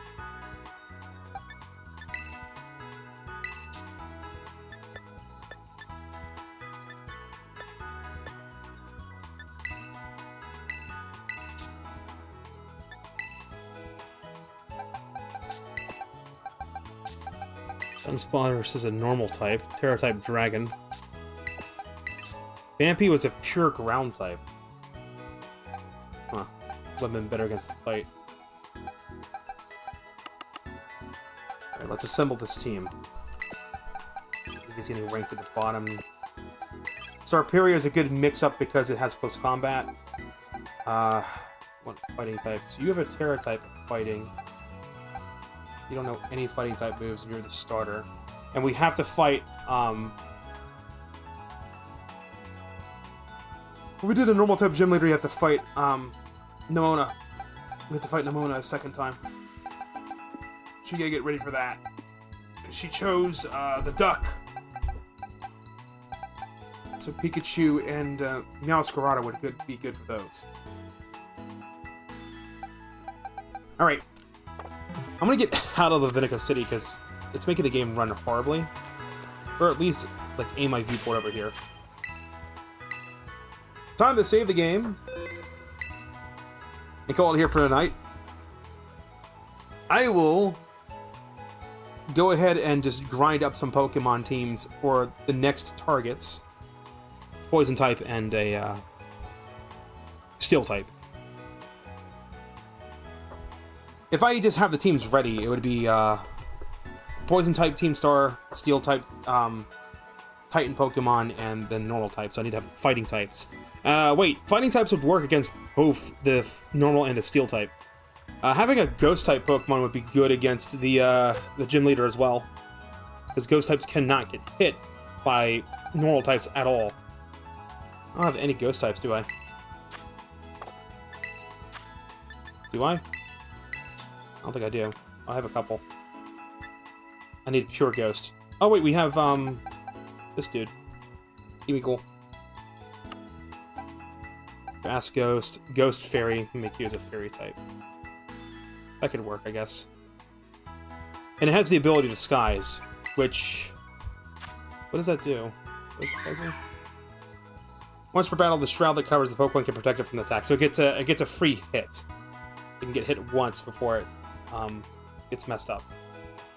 So you can have like fake Pikachu.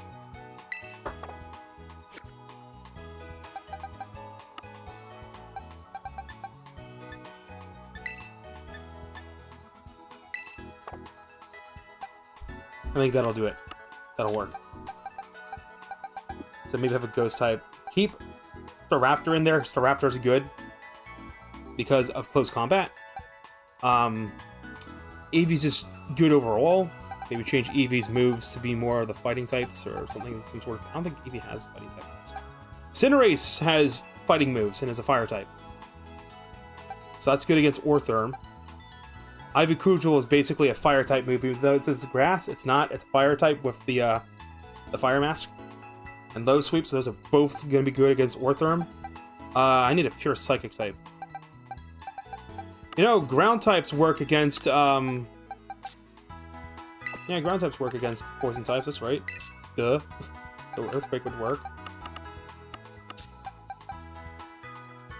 Vampy knows bulldoze. We got Hooper, which is a poison ground type. Hooper would be good because if it tries, they try to do any sort of poison shenanigans with me. Because Hooper's a poison type, it'll just resist it outright. So actually, yeah, we're gonna evolve that Hooper. We're gonna get a Mudsdale, not a Mudsdale. Quags? Is it just Quagsire? We get a big old Mudfish. We'll evolve an Axolotl into a Mudfish. And of course we got Berserker's pre-evolution we could use. What was Bombardier? Just flying a flying dart. Fire rock type. Why do I thought Dunsparce was a fucking ground type Pokemon? It's not. I always think it is.